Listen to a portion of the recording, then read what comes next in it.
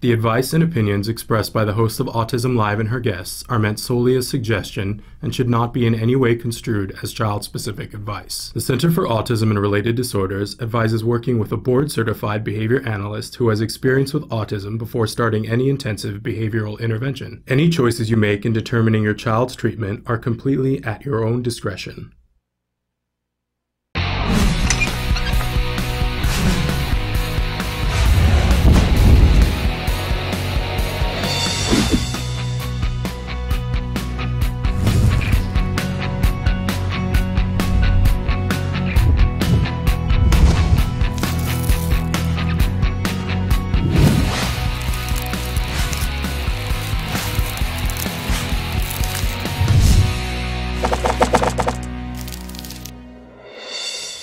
Good morning and welcome to Autism Live. I'm Shannon Penrod and we're webcasting to you live from the Center for Autism and Related Disorders headquarters in Tarzana, California.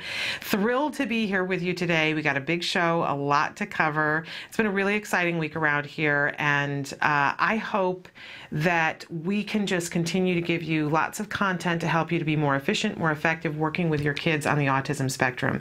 Whether you're a parent, a teacher, a practitioner, we want you to know that we know that you're doing some really incredible work and that you could use some support. We want to be an information hub for you to connect you to the ideas and the concepts and the answers that you're seeking.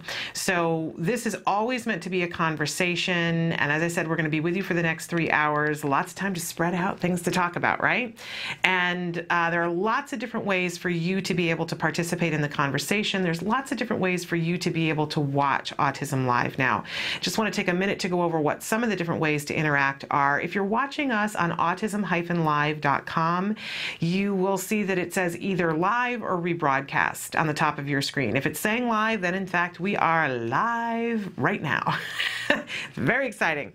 And when we're live, you will see that your question box is enabled to be used. You can just type something into that box, hit enter, it shows up here on my screen, and you and I can have a conversation in that way in real time. You can send your thoughts, your concerns, your questions, suggestions, anything at all. We really welcome your participation. If you're watching and it says rebroadcast and you're feeling kind of bummed, I apologize, and I know that instant gratification is a wonderful thing, but delayed gratification is a fabulous thing too. So what you can do is email us anytime, day or night. Send off an email to us. What we will do is get your email and talk about your question on the next available show. But not only that, we'll send you a typewritten response so that if you happen to miss when we talk about your topic, that you will know when it is on to watch it, and you'll have the typewritten response as well. So that's a really great thing to do. But there's also other ways to get a hold of us too. You can phone in, and you can phone Monday through Friday, 9 to 5 Pacific Standard Time. There are people standing by to take your call. If you want to be patched in during the live show, we can absolutely do that, and you and I can be having a conversation. I love to talk on the phone. It's one of my favorite things in life. So participate in that way. If you are calling from around the world and it's expensive, you can Skype with us. And in fact, if your computer is hooked up for picture, we can video Skype you in. We're going to be video Skyping a little later on with a very special guest. And you can be a very special guest too on the show. We welcome you Skyping in so that we can have that conversation. We've been featuring more and more bloggers, and if you're a blogger, we really want to talk to you because you guys are getting it done, and we love your thoughts and your opinions, and you're such a wonderful information network. So feel free to Skype in. But there are other ways to watch us than just on autism-live.com. You can be watching us on Blip. Blip TV is a fabulous thing. This came about directly because you guys were saying, we want to be able to rewind, we want to be able to fast forward, we want to be able to pause, because you're busy, and heaven knows that I get that. So you can watch us now on Blip TV, and it's kind of like a DVR. You can subscribe to our episodes. You can go in and search and find the topic that you want or the day that you want to be watching and pausing and rewinding. It's a fabulous thing to be able to do. You can also watch us on iTunes or YouTube. I'm behind on my things here, but you can watch us on YouTube. We have a whole YouTube channel that's there, and what I love about on YouTube is that instead of watching the whole episode, you have the opportunity to just watch some highlight clips. So if you want to see the highlights of what happened on a show, or you want to search a topic, it's a great way to be able to watch the show in a very short amount of time. But also on iTunes. You can watch us on iTunes. You can download full episodes. We have the audio only is coming. I misspoke and said that it had started 2 days ago, but it's on its way. So stay tuned. You will be able to also download an audio-only version in the very near future. So hang on to that idea. But also want to tell you that there are other ways that you can get a hold of us. You can be talking to us on Facebook. We love it when you talk to us on Facebook. I really want to encourage you we have a brand new page, Autism Live, on Facebook, and we could really use your likes. We're feeling like the poor orphan child because we're new, and you know how that is.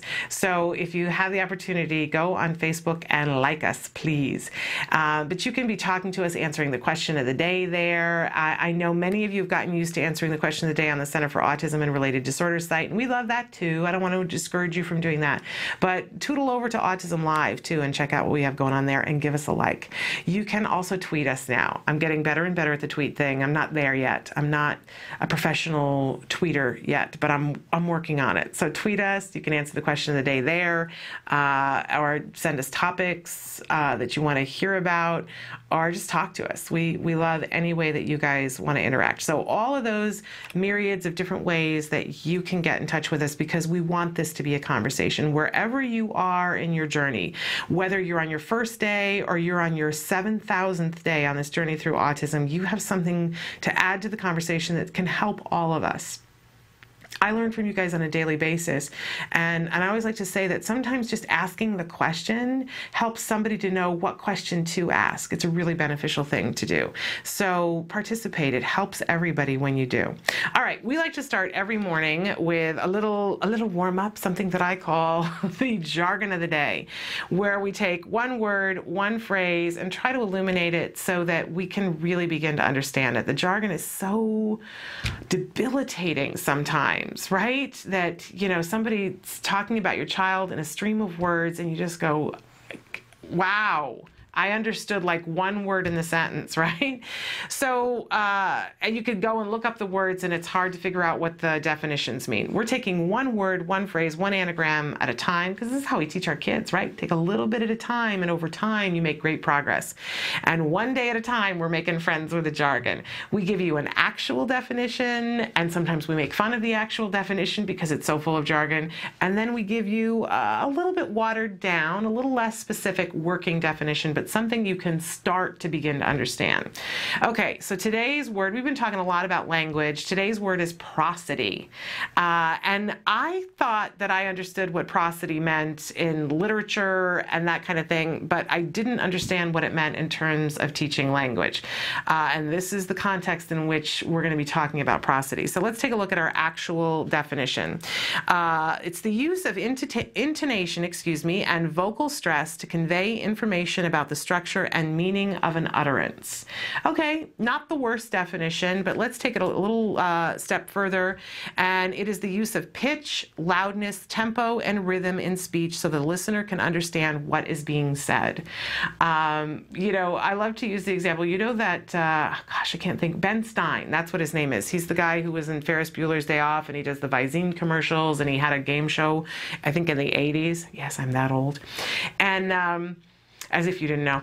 And he has that very monotone, you can have dry eyes, that kind of thing. And when he's in Ferris Bueller, he goes, Bueller, Bueller, Ferris Bueller, over and over and over again, no prosody.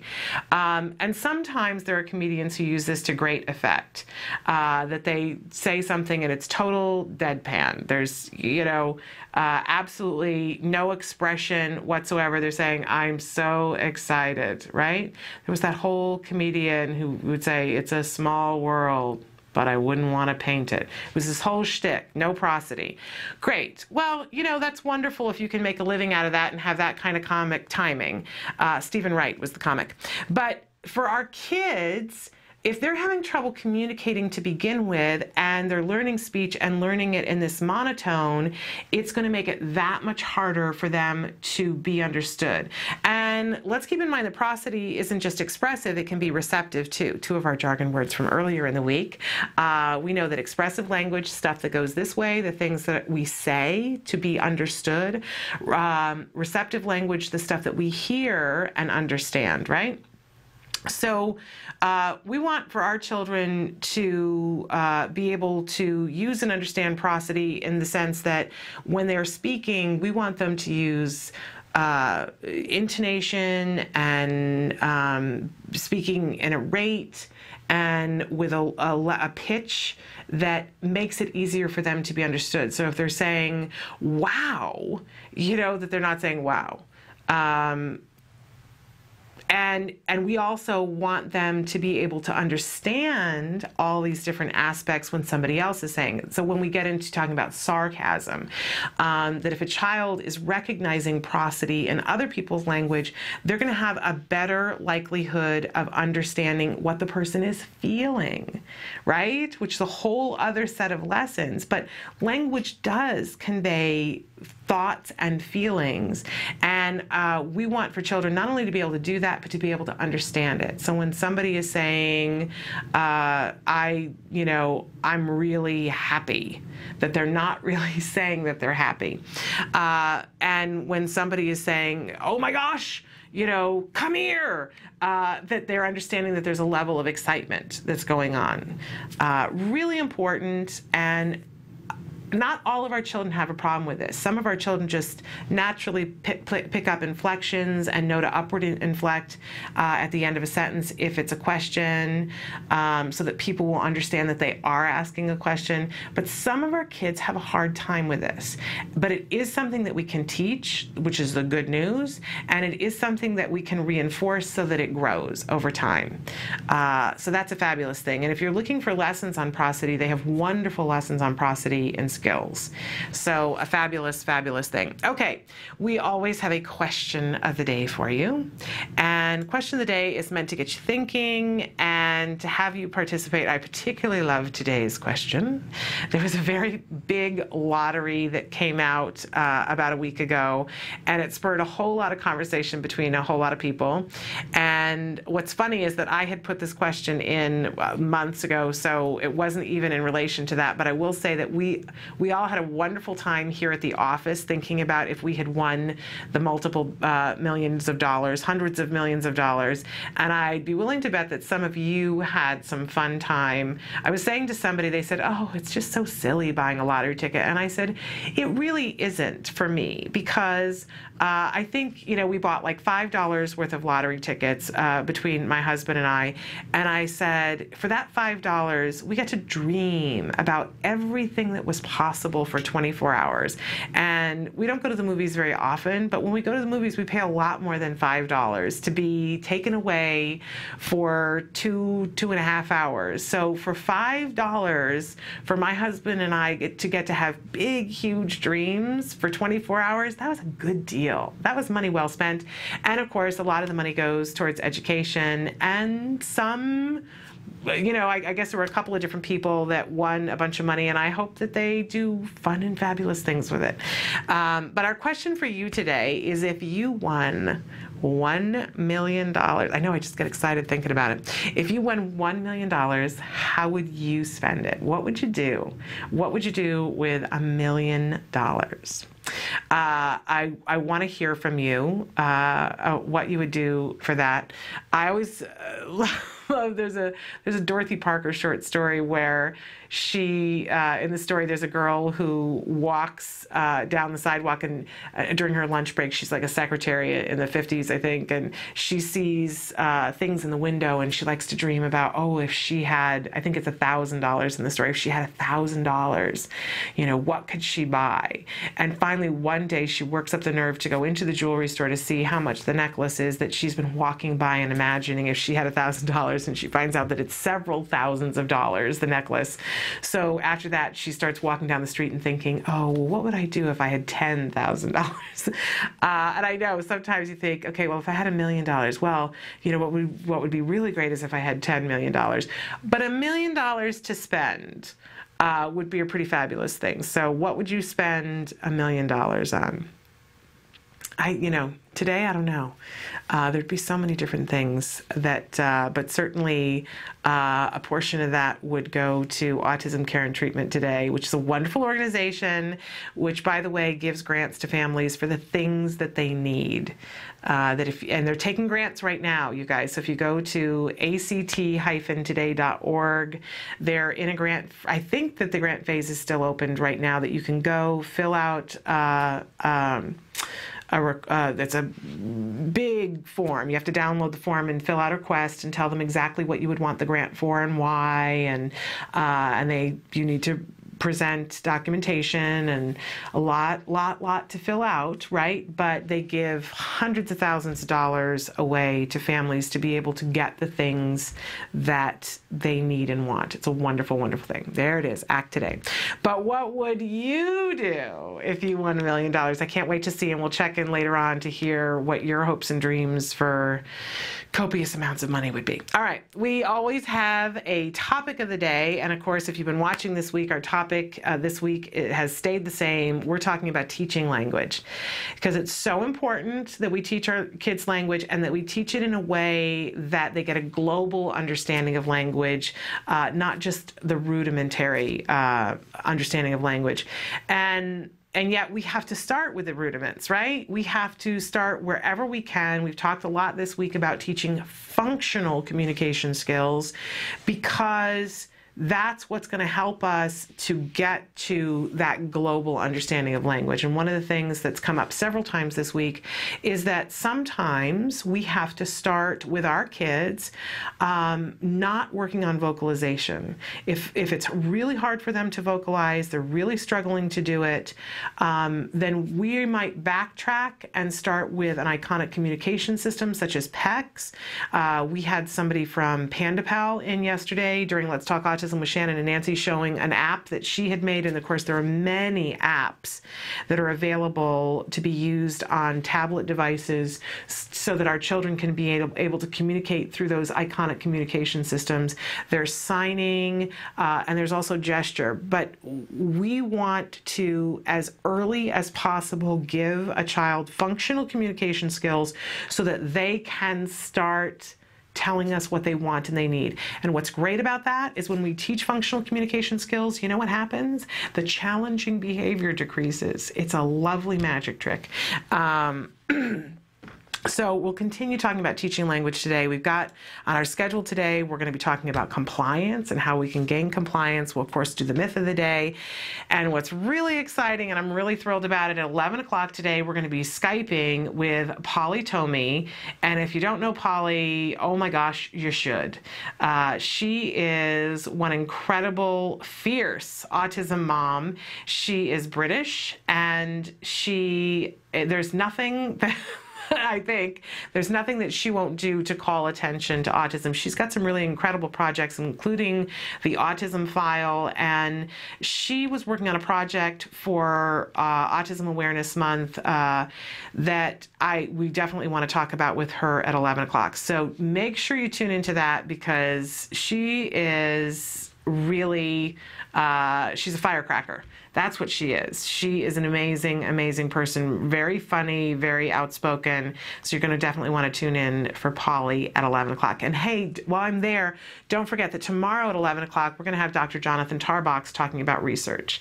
So love to end the week with Dr. Tarbox. He's a fabulous practitioner who knows so much about autism and is created a new organization excuse me, the Autism Research Group. I hope that you have been going and filling out their survey and saying what you would like to see research on, because that's what they're doing. Research that that we're asking them to do. It's a fabulous thing.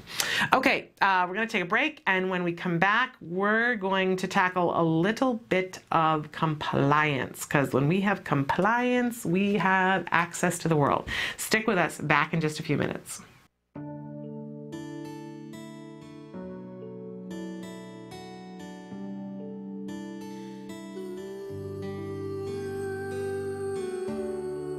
I am grateful for Autism Speaks because they allow families like me to have hope. They're working towards having these children live better lives. There's a space for you.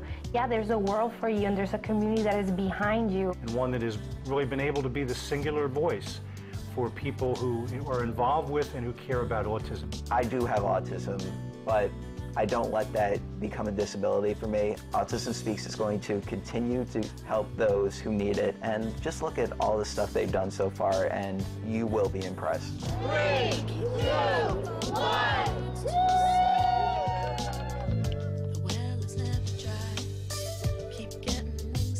And you need to support the walks. We have to raise awareness, but we also have to raise funds to do the work. I'm grateful for Autism Speaks for one main reason, is they are allowing me to focus on the research. The work that Autism Speaks has been doing is critical for keeping autism research on the radar screen.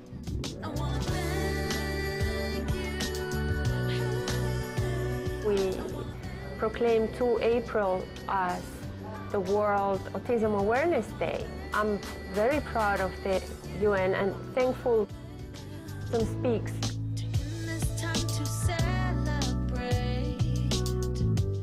Getting the health mandate bill passed in New Jersey particularly, we needed to be able to make an argument, not just do this because it's the right thing to do, but do it because it's cost effective. When everyone else told me nothing was wrong with my son, I got information from a website that told me something wasn't right. I am so proud of Autism Speaks for creating these beautiful ad campaigns, which have reached people who are not affected by autism and have also created a greater climate of compassion and understanding. It's been really great for Bachman to have gotten involved with Autism Speaks early on. I think everybody here feels like they really make a difference. To make sure that we generate as much money as we can for Autism Speaks so we can all solve this puzzle together.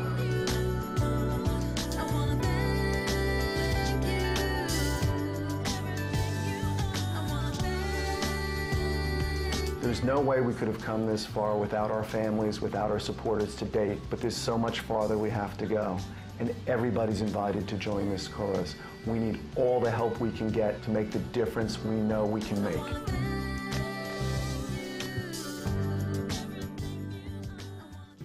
Welcome back to Autism Live. I just want to remind everybody that this weekend, if you're in the Los Angeles area, this weekend is the 10th annual Walk Now for Autism. And it's held at the Rose Bowl in Pasadena, California. And it's an amazing event. The walk, I believe, starts at 10 o'clock, but registration starts at 8 o'clock. And there is a huge resource fair that starts at 8 o'clock. I would encourage you to get there as early as possible, because even if you, I was saying this with Nancy Alspaw Jackson yesterday, that what I've done in the past, and she said, oh, you're way too organized for me, but it really isn't.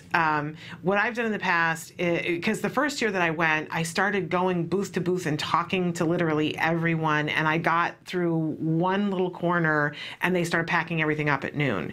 And I walked around. There's 2 different ways you can walk: the inner circle of the Rose Bowl or the big way around. And we had walked the small circle because my son was very little at that point, and so we didn't do the big circle. And still, I thought, well, I'll go walk the small circle, and I'll come back and I'll find out the rest of the stuff at the resource fair, but they pack everything up at noon. And I have to tell you, like, walking is important. Walking is fabulous, and walking is important, and it's a wonderful, wonderful thing. But if you're at the beginning of your journey and you're still feeling like you don't have enough connectivity and you're feeling alone, I would stick at the resource fair. Nobody's counting to see how many people actually walked. It's not really about that. It's more symbolic. And my husband will be doing this for me on Saturday while I'm coming around interviewing everybody. But we start at one booth with our bag, and everybody gives you bags, and go through and take one of everything and put it in the bag and say hi to people. And if you want to, sign up on mailing lists, but then you go to the next booth and the next booth. And there's always something for the kids to do, and there's always a takeaway for the kids. And my child gets that while my husband and I are getting the flyers and all of the pieces of paper that people have, the information that people have to give out. And then what we do, and I don't schedule anything else for the rest of the day, because by noon when it's over and we get in the car to go home, and for us it's a little bit of a trek to get back home, that's it. That's all anybody is capable of for the day. It's a lot of sun, and it's usually very hot by noon, and all those bodies and everything. It's very sensory, and it's just quiet time for the rest of the day, right? This is not the day that you plan to go out and do 5 other things afterwards. It's just too much. But what we do when we get home, and it's become our yearly thing, that we take, and there's usually 2 or 3 bags by that point, and we take all the bags and dump them on the floor, except for the goldfish that comes home. That goes in a different thing. But throw all the bags on the floor, and I sort through and take all the toys, and some of them I put away for another day. Some of them I have a bucket of sensory things that my son's older. He doesn't tend to play with those as much anymore, but they're fidget toys. And they're great fidget toys, and they're great to have like a bag of them in your car at all times, so that if you get stuck someplace and need something, that you've got fidget toys. My son is 8.5, and he obviously he's a boy, so most of the time now he wants a charged DS or my phone to play a game. But there are still some times where everything else is dead, and then the fidget toys come in handy. Or if he has a friend over, or the fidget toys do come in really handy. And if you have littler ones, having a little bag of those in the car so that you can take it with you if you're stuck in a doctor's office, you get stuck in traffic, whatever. Trust me, it comes in handy, right? But so I take some of the fidget toys and, put them in a place where they can be accessed. And then I take some and put away, so that later on when I need a treat for something, a reinforcer for something, and if there's something really cool, I've got, a new reinforcer. And then I take the flyers and all the paperwork, and I separate it into basically 3 piles. The stuff that I want to address immediately, that this is like, wow, this is perfect, this is the information I've been needing. The stuff that is not appropriate for us right now, but that I think to myself, somewhere down the road, I probably will need this. Like, that tends to be the things that are teenage things, because my son's not a teenager right now, but he's going to be a teenager at some point. And then there is a much smaller pile that's the stuff that I go, I don't need this, I'm never going to need this. This goes in the toss pile. There is some stuff that you'll get that you'll go, oh, this is duplicate, I've got 2 of these. And of course, there's a whole bunch of magnets too, that you'll end up with refrigerator magnets for the rest of your life. But really worthwhile to go to the walk, really worthwhile to participate, and check out the resource fair. It's truly amazing, and has every potential, the resource fair, to be life-changing, because every possible thing that you could ever need for your child is there.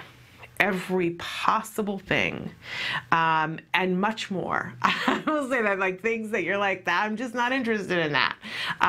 But it's kind of amazing when you see all of the different things and talk to all of the different people and hear what they're doing and how they're helping and supporting our kids. Danny's Farm is always there, and they bring animals. And Danny's Farm is a wonderful place. We need to have them on the show, actually, at some point. We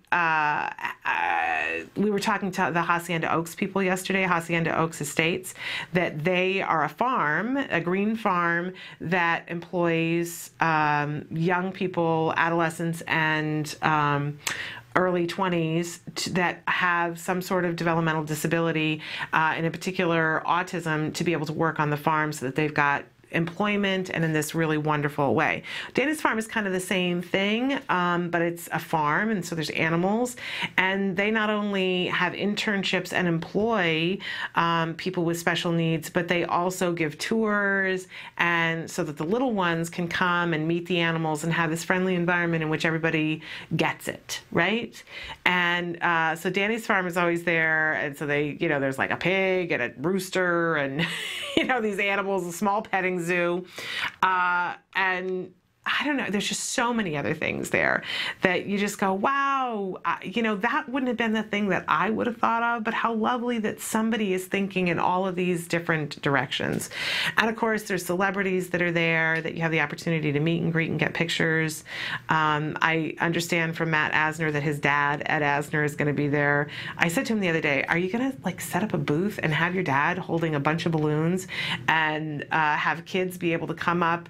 And I said, this would be a great fundraiser. If you charge $5 and anybody who wants to have their kid get a picture with Ed Asner holding a bunch of balloons, because of course he's the voice of the old man in Up that has the balloons. I said, I would pay $5 and stand in line for my kid to get a picture with Ed Asner holding a bunch of balloons. That would be so awesome. So I don't know if they're going to get that together. He was like, you know, that's a good idea.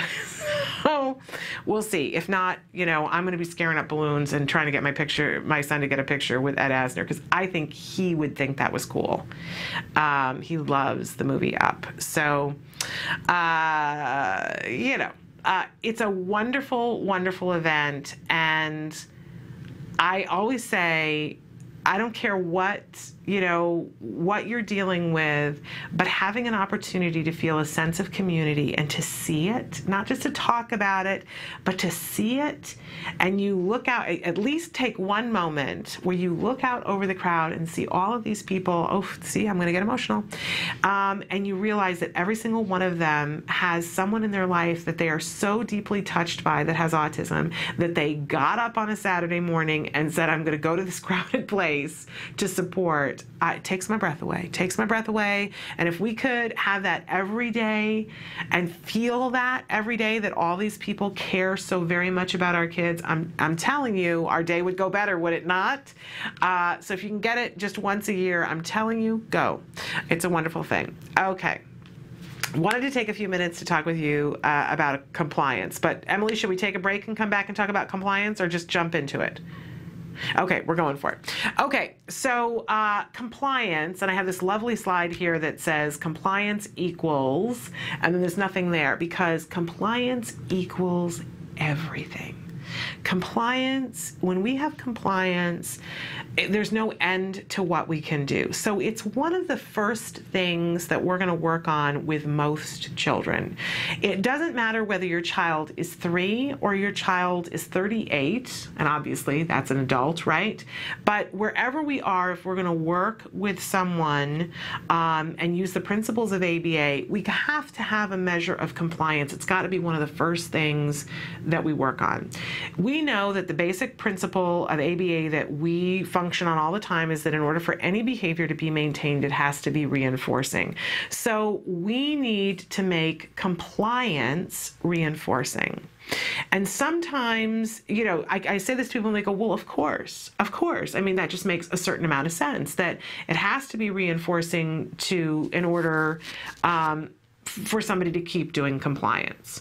And yet, when you really tear it down, we walk through our days and we don't really believe that. We believe, and tell me if I'm wrong, write me right now and tell me if I'm wrong. When it comes right down to it, we all tend to believe that what keeps us all compliant is the fear of punishment. The studies show, though, that that is what we think, but it's not the reality. And you know how sometimes that's just the way the world works? We're walking around thinking one thing, but the reality is something different. We need to stop for a moment and think and identify these things, because until we can get past the idea that we have this core belief that in order for something to happen, we have to inflict punishment, or there has to be a fear of punishment, unless we can begin to let go of that, we're always going to struggle with compliance. And here's what I mean. You know, compliance is such a huge issue, and the story that I like to tell is a friend of mine who was sitting at lunch, I think it was last summer. Yeah, it was last summer, and she said to me about her 5-year-old who was about to start kindergarten, I don't know what I'm going to do. He just doesn't listen anymore. I had this really wonderful child, and all of a sudden, he doesn't listen. He's turned into a teenager. He's 5. I don't know what I'm going to do. He never, ever listens to me. And 2 seconds later, something happened. He did something, and she was upset with him. He rolled his eyes like a teenager. I really saw what she was talking about. He's turned into a teenager, and he got up from the table and he walked away from her. And she said, "Stop right there." And he stopped. And she said, "Come back here." And he turned around and he came back. And she was like about to line him out. And it's so much easier when it's somebody else, right? I do this all the time myself, so I'm not judging her. But it's so much easier when you see it in somebody else, right? And we all know, we've been there, where we said to the child, "Come here." And the child comes over and we're like, "Da-da-da-da-da-da-da-da." Except that in that moment, the child was compliant. And I noticed it with this child, she's, "Stop, come here." And I said, "Wow." Totally interrupted her and him. I said, "Wow, that was amazing." And she stopped and she looked at me and he looked at me, and everybody was pretty sure I was crazy and that I'd lost my mind. And I said, "That was one of the coolest things I've ever seen." And he said, what are you talking about? I said, "Your mom said stop and you did. Congratulations. That was really good. That was amazing. I know you were upset, but she said stop and you still did. And then she said come here, and you knew you were going to get yelled at and you came anyway. What a good boy you are." And he's like, "I am." And his mom looked at me, and of course she's a very bright woman and a great mom. And she looked at me and she was like, "Oh, yes." And she turned to him and she said, "Yes, you are a very good boy and you listened to mommy. And I'm so happy that you listened to me and you came back." And he said, "You are." And they had this lovely moment. And then, of course, she said, "But here's something I need for you to know." And they had a discussion about what had happened before. But how often in a day do we do that? That we say, "I just want a compliant child. I just want a compliant child." And then we do or say something and they comply, and we're so busy being upset about what happened before that we miss catching that compliant moment. And I think it's really important for all of us, and I have to be reminded of this on not even a daily basis, like every 5-minute basis. I swear I'm going to write it on my forehead, except I don't look in the mirror enough, that we have to remember what's important and we have to prioritize. And if we truly say, and if we truly believe that having a compliant child leads to so many other things, then we have to reward compliance all the time. And our child, it's so easy to say, "Oh, my child's never compliant. My child doesn't do anything." But it's very rarely the truth. Very rarely the truth. So make sure that you're prioritizing, especially when it comes to safety, having a compliant child. And I know that she didn't like the rolling eyes and it was disrespectful, and we don't want that from a 5-year-old, and we don't want to let that behavior go, right? But I really, as much as, well, let me back up and say that, I know that nagging doesn't work. I still do it. My being still thinks that somehow magically nagging is going to work, because it's my go-to, that I want to nag someone to death into doing what it is that I want them to do, although it doesn't ever work, right? And she desperately wanted to nag him about the eye rolling, and eventually she did. She nagged him about that. She nagged him in a much nicer way, and he heard it much more because of the fact that she had just, by the way, reinforced the compliance after all. But she still wanted to nag, and I think we do. I think it's genetic that, especially with women, we come with that preloaded on our tablets that we need to nag. But it's not really effective. It doesn't really get the job done. And ultimately, there are other ways to work on the eye rolling, to give him a replacement behavior and say, instead of rolling your eyes, tell me if you're upset, let's talk about it, right? If a child has that ability to do that. But really, what she had just said was, "My child is not compliant, my child doesn't listen." And that wasn't the entire truth, right? And because she was so upset about some of his other behaviors, she wasn't reinforcing the compliance.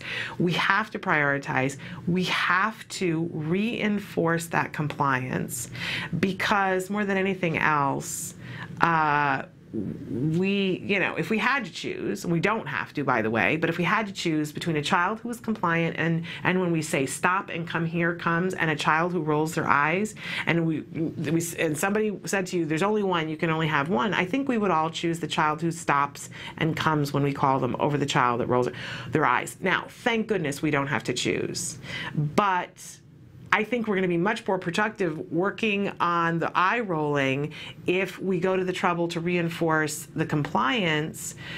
And I saw it so clear. Now, this was a completely typically developing child, right? So it was instantaneous.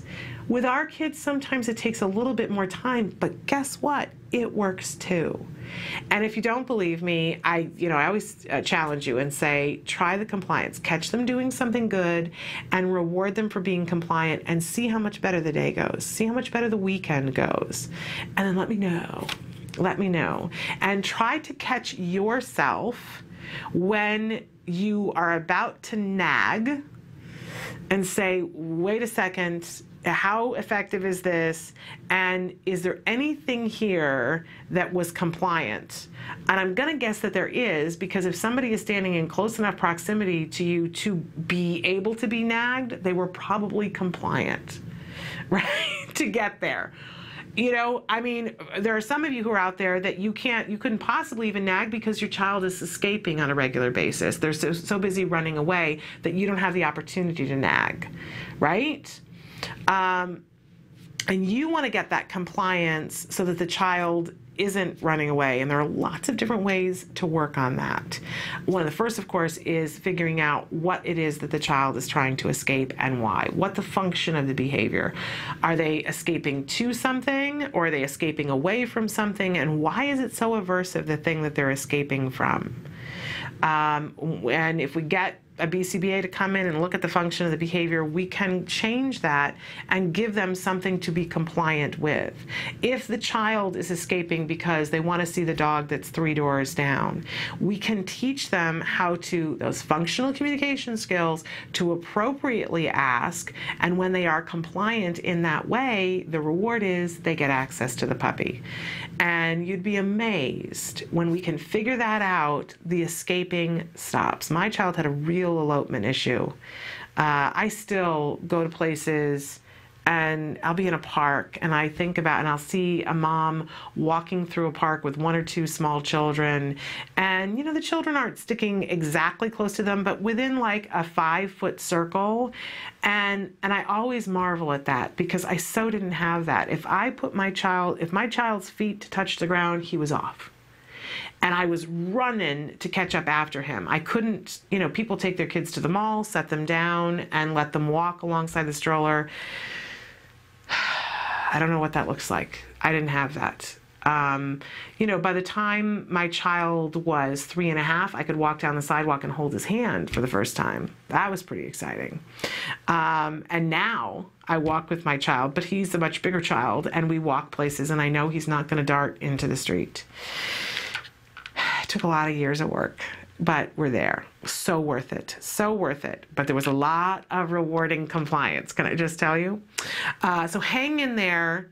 Prioritize compliance, though. That's my message for today. Prioritize it. If there's something else that they did and you're wanting to nag, find something to reward that they were compliant with. I guarantee you that thing you wanted to nag about will get better for having had the compliant child. And if it doesn't, you can write me and say, Shannon, you're full of you-know-what. But I don't think I am, because it's not me. This is what I've learned, and this is what the experts say. Okay, let's take a break, and we will come back in just a minute. I believe we have a generalization tip for you, so stick with us. Mostly the behavior started at night, but it was invading the day, where he would just speak one syllable and babble and pace around. When she was a year old, she lost speech. She did never seem to request me for anything, even for food.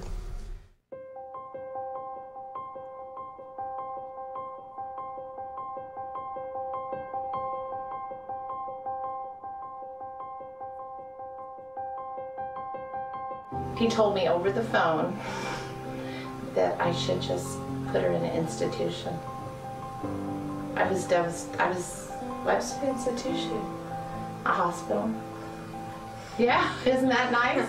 He told me that it was possible or likely that Ruffin would never be employed, that he would never work productively, that he would not know that I loved him, nor would he love me, nor would he be likely to marry. There's a 50% chance that he won't be able to talk at all, but if he does talk, he will only be able to, you know, make simple desire requests. I want, things like that. And probably by the time he was 10, he'd be in a home. Doreen told me that he would recover, and Doreen told me that he would go to regular kindergarten.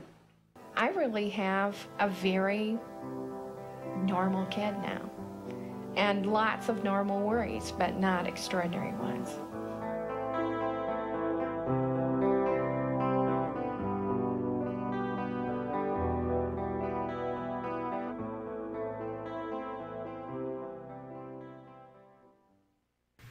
Welcome back to Autism Live. We know that ABA is the only scientifically proven effective treatment for autism, and yet there are lots of different kinds of ABA that are out there that shouldn't be the case. But all ABA is not created equal. I know this from hearing from all of you, and some of you are working with some great ABA providers, and some of you are frustrated with your ABA providers. And I'm sorry to hear that. And I always like to tell you that I'm a huge fan of CARD because that's where my son got treatment, the Center for Autism and Related Disorders, and they gave me back my child. And while I can't, there are lots of really good ABA providers out there. I can't speak firsthand to any of them except for CARD, and I know that CARD is top-notch quality. But what I can do is help you guys to know what some of the things are to look for in a quality ABA provider. And one of the first things that we talk about when we talk about quality ABA is generalization. How important it is to be working on generalization from day one.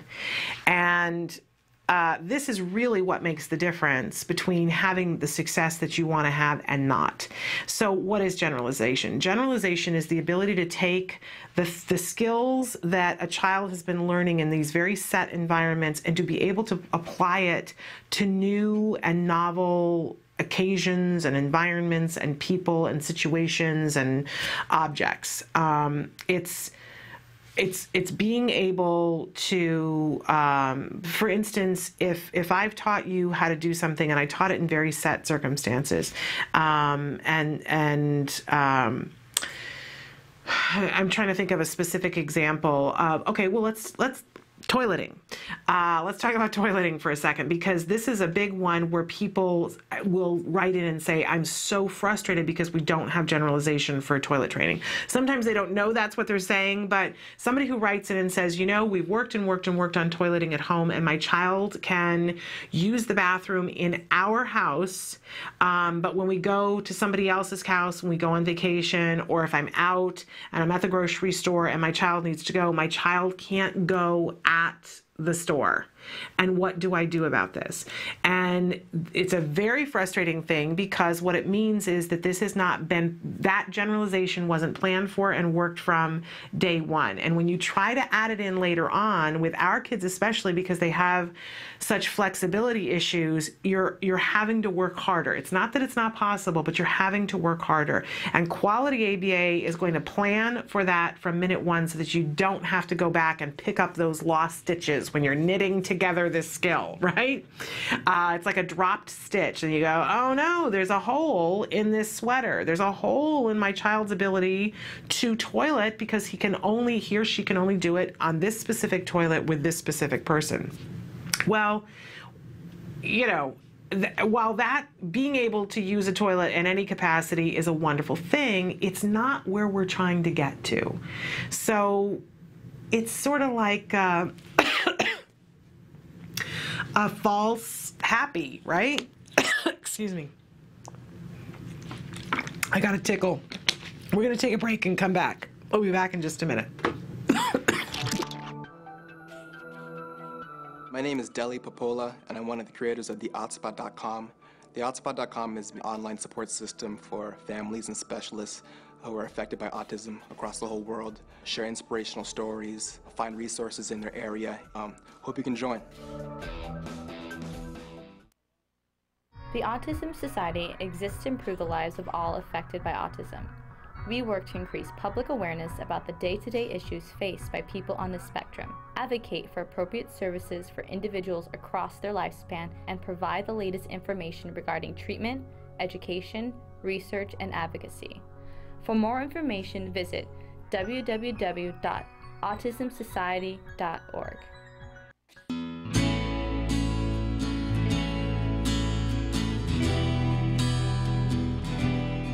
Here I stand, a man, someone who has overcome struggles, someone who has endured perceptions of what others thought of him, thinking he was stupid because he was autistic, or simply believing him to be nothing because he was different to them in their minds. But I stood my ground. I just wanted to say to the organization in general, alongside helping me to improve communicatively and socially, the other greatest gifts you gave me were the value of discipline and a good work ethic. To quote Anthony Kiedis, "To celebrate you is greater now that I can." You helped me to realize that the harder you work, the likelier you are to achieve success. Having had to work very, very hard to recover from autism, this discipline has continued to serve me well. I also realized that you taught me a lot about and instilled within me a quality of having compassion and sympathy for other people. That you will be concerned more with the needs and wishes of others than with your own is something that I'm awe of and I constantly strive to be. And in closing, the only way I can sum up all of you is love. Everything you do to help families in need, you do out of the sheer love of wanting to make a positive difference in people's lives. And as I stand here before you as a mature adult, I have to say that I'm extremely grateful for your unwavering loving commitments to helping others and me recover from potential life roadblocks and become active and contributing members of society. While I can't overcome obstacles without a will, I cannot have a will without the love of those supporting me. And without love, I am nothing.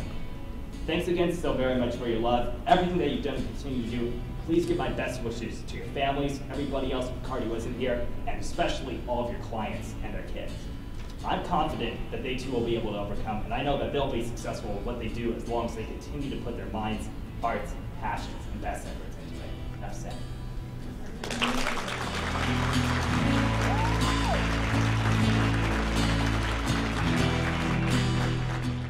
Welcome back to Autism Live. I'm back, I'm breathing, and not coughing.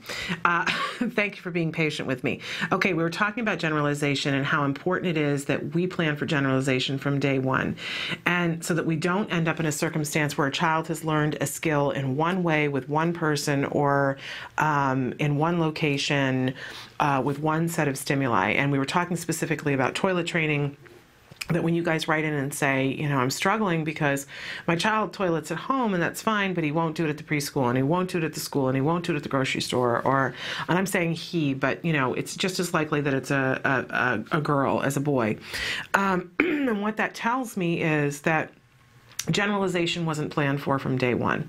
If we're truly going to plan for generalization from day one, then while we're going to start to work on the toilet training at home, we're going to also very quickly, very close to the beginning, make sure that we're working on it in other places too. So maybe like, you know, if you're doing the first 2 days of intensive toileting training at home, that you've set aside this period of time and you've got your timer and you're, you know, working on this in a very specific way and making sure that you're reinforcing and doing all those things, and the child gets it and is able to void in the toilet, and it's big party, big reinforcement, big, fabulous, wonderful. You know, whether it's that day or the next day, you're going to make sure that you want to do it in a different bathroom, so that it's not just in, you know, the bathroom that's closest to the door, that you take them upstairs and go in the bathroom so that they go, okay, already I've done it in another woohoo! woohoo, because what the child is learning here now is that I get reinforced no matter which bathroom I go and do this in.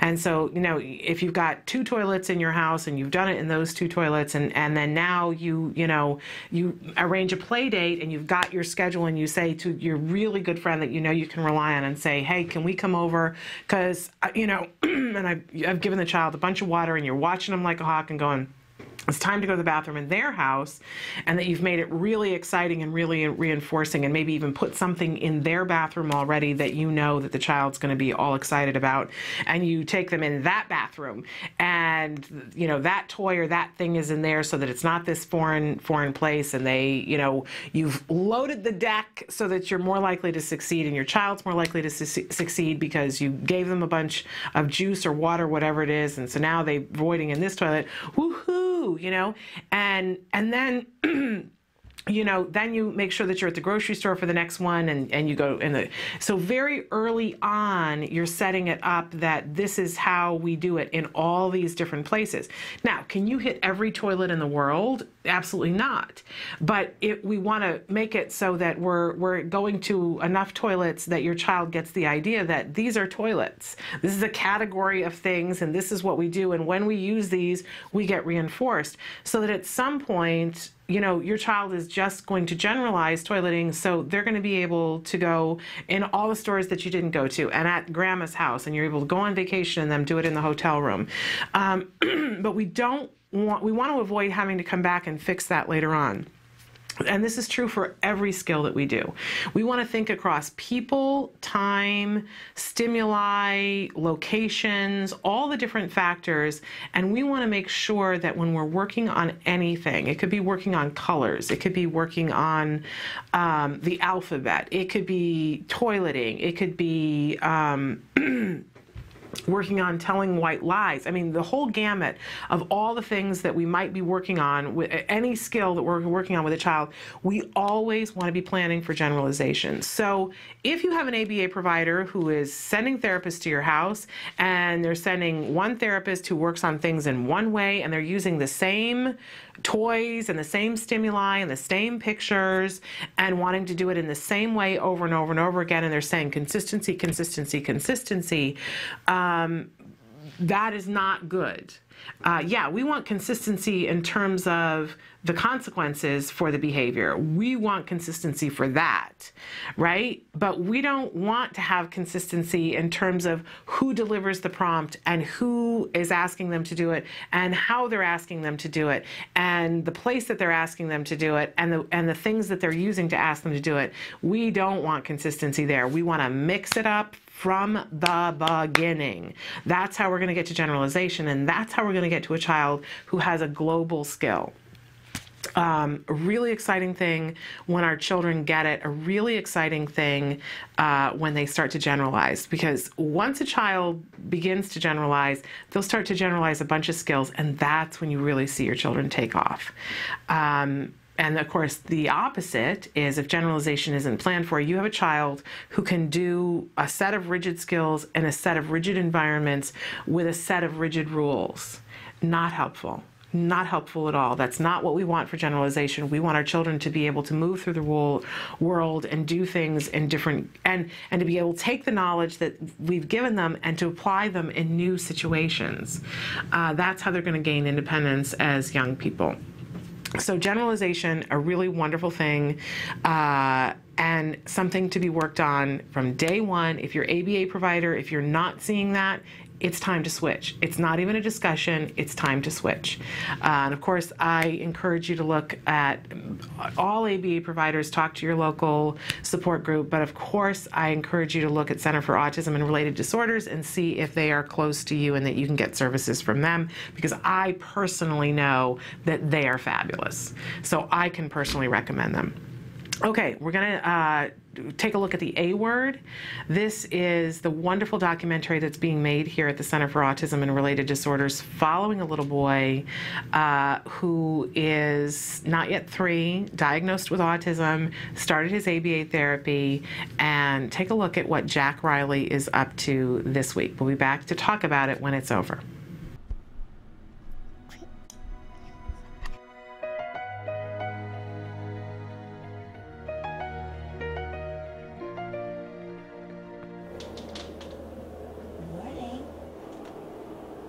Jack Riley starts his day with Jessica and AB therapy at 8 a.m. Each session he has lasts around 2 hours, with a total amount of therapy of 40 hours per week. This includes occupational therapy, speech therapy, and ABA therapy. What do you want to play with today? Train. That's what I thought. Yay, there you go. There's trains and tracks. Nice. So what's an average of programs you try to get done in a session with a kid? I try to incorporate a lot of things as much as I can. Like, for instance, if he was playing with trains, I'd incorporate functional pretend play. So that's just basically teaching him how to play with the toy appropriately, the way it's supposed to be played, building a track and having him move, and using vocalizations. Choo-choo, let's go, all aboard, things like that. Choo-choo. All right, say all aboard. All aboard. All right. As he's so little, we're building a lot of language. It's language, language, language, all the time. So we work on banding, so having him request for things for me. What train? What trains? What track? We can also work on tacting, which is having him label, like the colors, the names of the trains. That's the trains. It's Thomas. It's Thomas. Also, we can work on getting attention. I would withhold the preferred trains or tracks and have him tap my shoulder to get more pieces. He wants to go. Hi, what do you want? What train? You want trains. We can also work on compliance, like come here and give it to me. Wait. Come here.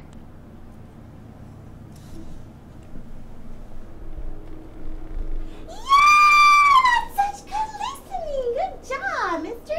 So there's a lot of things I can kind of incorporate, at the same time in one sitting. And as far as his behaviors, I haven't really seen anything. Hey, sit up. Well, just now. Yeah, with his visual stereotypy, his is just looking at things from a different angle or sideways or upside down. But he rarely engages in that except just now. What? Pickers. Huh? Hi, Suzanne. Hi, Susan. Hi. What are you doing? What are you doing? I'm filming you. That's cool. That's cool. Can you say hi? Hi. Hi, everybody. Say hi, everybody. Hi, bye. Who is that? Jack. Jack? Jack who? Jack Riley. Where's your nose? Where's your ears? Where's your eyes? Where's your chin? Ooh. Where's your teeth?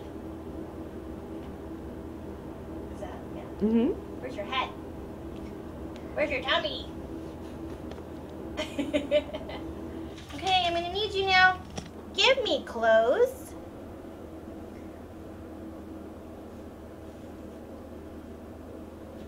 Good job. What's a hat? Clothes. Clothes! Oh my goodness, you're so smart. Jessica and Jack Riley are continuing to work on categories. Give me vehicle. Vehicle. Oh, sorry. Thanks. Give me vehicle. Nice. What's a fire truck? Fire truck. What is that? Vehicle. It's a vehicle. Cool. Give me clothes. Good job. What's a dress? Clothes. Clothes. Nice. Here you go. Here's your sticker.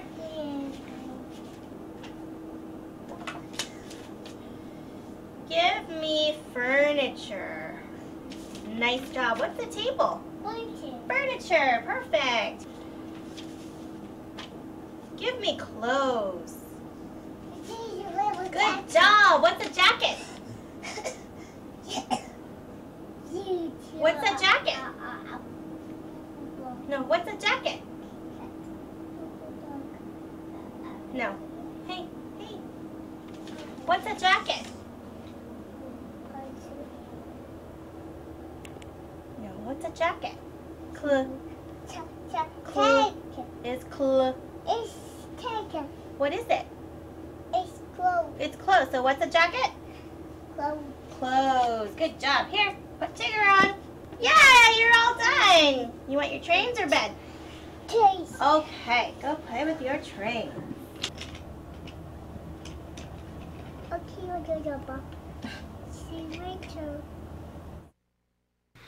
Welcome back. And I love this documentary series, and there's so many of the different things that we have been talking about on the show today in terms of teaching language. They talk about manding, they talk about tacting, they talk about compliance and how important it is. I want to encourage you, especially in terms of compliance, to go back and start watching from the beginning to see how compliance was gained.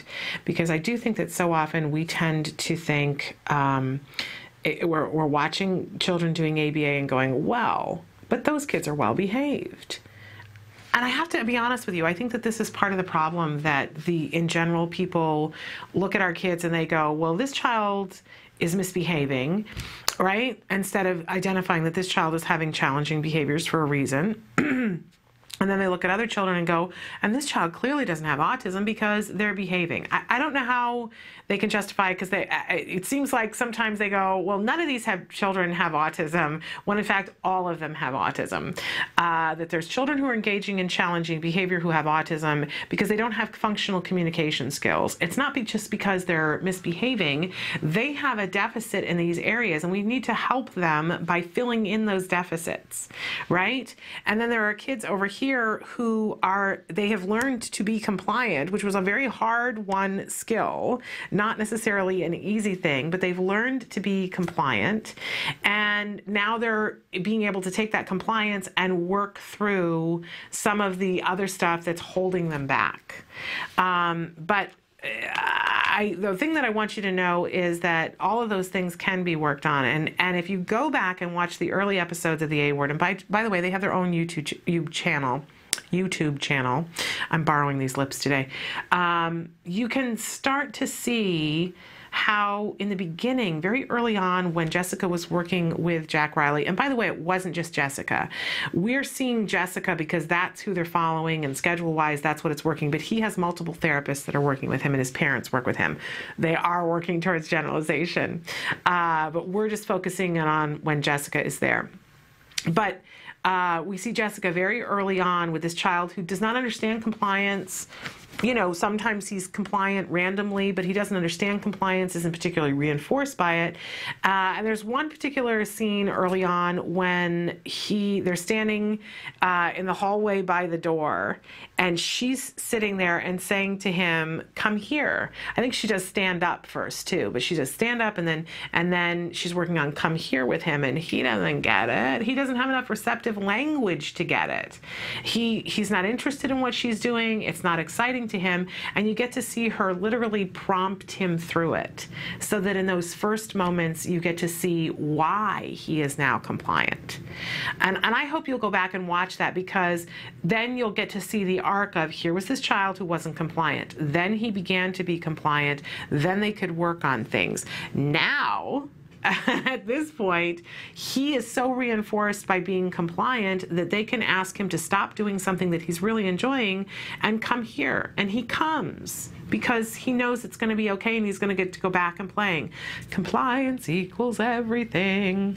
It's a wonderful, wonderful thing when we have compliance. Now, are we ever going to get 100% compliance? Do we even want 100% compliance? I don't think we do. I don't think we want 100% compliance, and we want to be careful about what we get compliant with, because we don't want to have a child who just follows, because that's not safe either, right? Then any adult says, come here, and they go with any adult. We don't want that. So you're going to see that there are times when, even though Jack Riley understands compliance, there's going to be times when he's not going to be as compliant.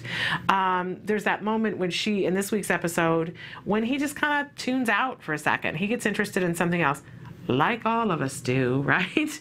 And she's saying to him, he's done the lesson a couple of different times, and she says, okay, give me clothes. And he gives her the jacket, and she says, okay, what's a jacket? And he's been answering the question right all along, but he's interested in his toes, and he's not being compliant. So instead of the nagging, right, she diminishes the distractions. She touches his foot, touches him, and continues talking to see if she can get the eye contact. She moves the the other cards away. She touches him again. She prompts him, you know, all of these things. And she even verbally prompts him, it's cool, so that he is prompted to go, oh, it's closed. That's what you want me to say. And then once he does snap back in and come back in, she says, what's a jacket? So he has the opportunity to do it without prompting. Our kids are not always going to be compliant, but you notice that she doesn't nag and go, what happened? You switched off. Where'd you go? Why are you doing that? Right? All those naggy words that come up in my mind, and I'm sure come up in some of your minds, but aren't productive. It doesn't get it done.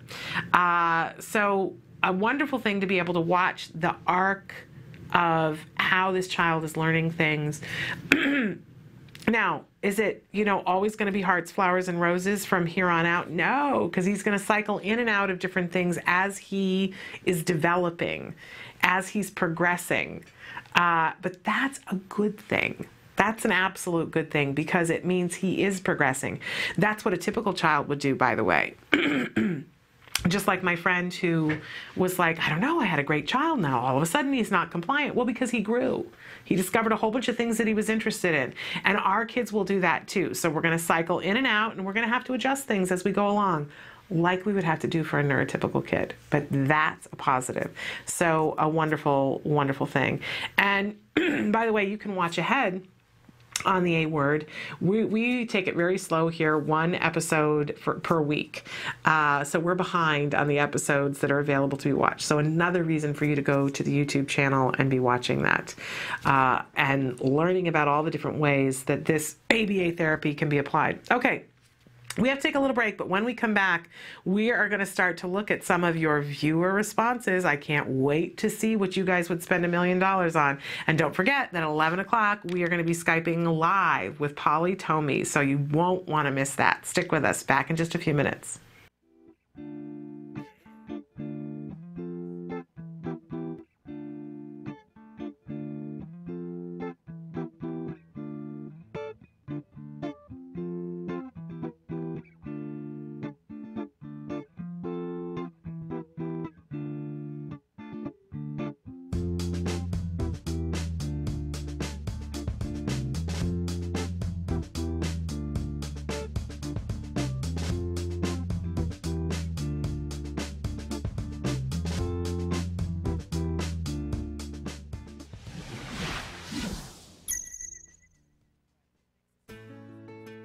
Skills is a revolutionary web-based program that incorporates comprehensive assessment, curriculum design, progress tracking, and treatment evaluation for children with autism all in one place.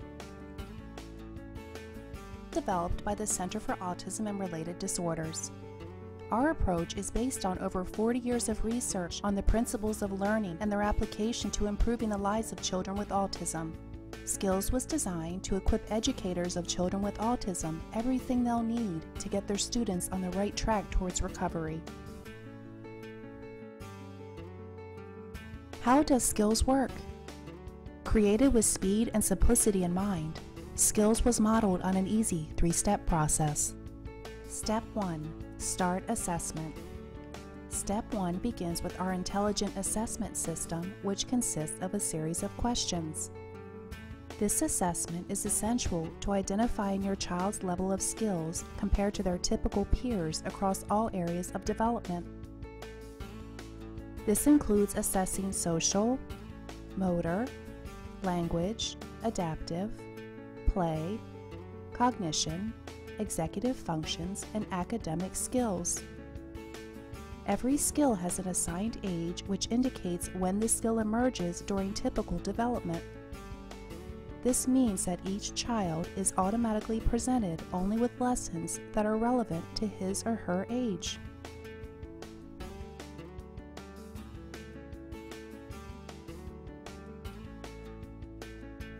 Step 2. Choosing activities. It's now easier than ever to build an individualized treatment plan. In Step 2, you are presented with an individualized pool of activities that are directly linked to your student's assessment results. Each activity represents a specific skill that has been indicated by the assessment as needing to be taught. Activities are categorized by curriculum and then by lesson. There are 3 main types of skills: building blocks, fundamental, and expansion skills. Fundamental skills are necessary for successful everyday functioning. Building blocks are prerequisites to a fundamental skill.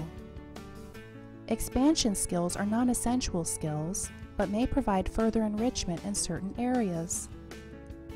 After reviewing the activities available to you, you can quickly add your chosen activities to the treatment plan by simply checking the box and clicking the button.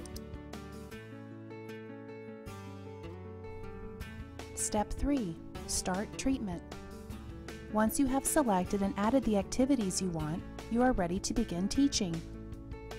Skills provides you with all the tools necessary to design and manage an effective curriculum plan, such as printable activity guides that are customizable by the teacher, supplemental teaching aids including printable data sheets, teaching guides, visual aids, worksheets, and tracking forms, detailed IEP goals and benchmarks for each activity, brief and visually appealing video tutorials, a variety of treatment progress and clinical timeline charts, and lots more. And since Skills is completely web-based, everything you need is available 24 hours a day, 7 days a week, in one easy-to-access location. Skills users even benefit from unlimited access to a support community, where they can ask questions and share ideas with a skills expert. Skills is always with you.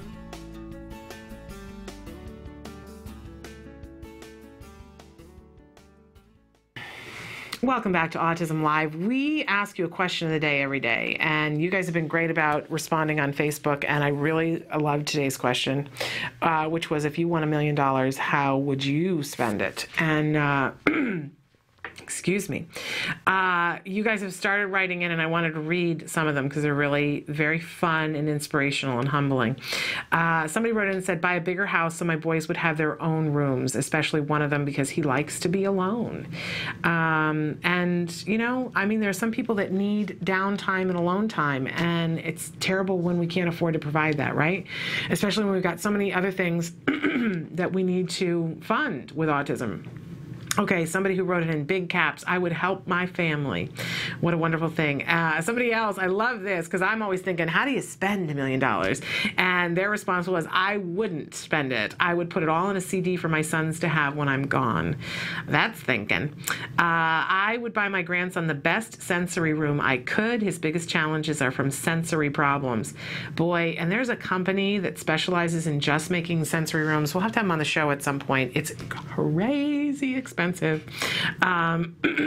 Really crazy expensive, but we can wish, right? Okay, somebody else who wrote in said, I would save half to put in the bank, and then therapy, special school, meds, business, autism awareness, stuff like that.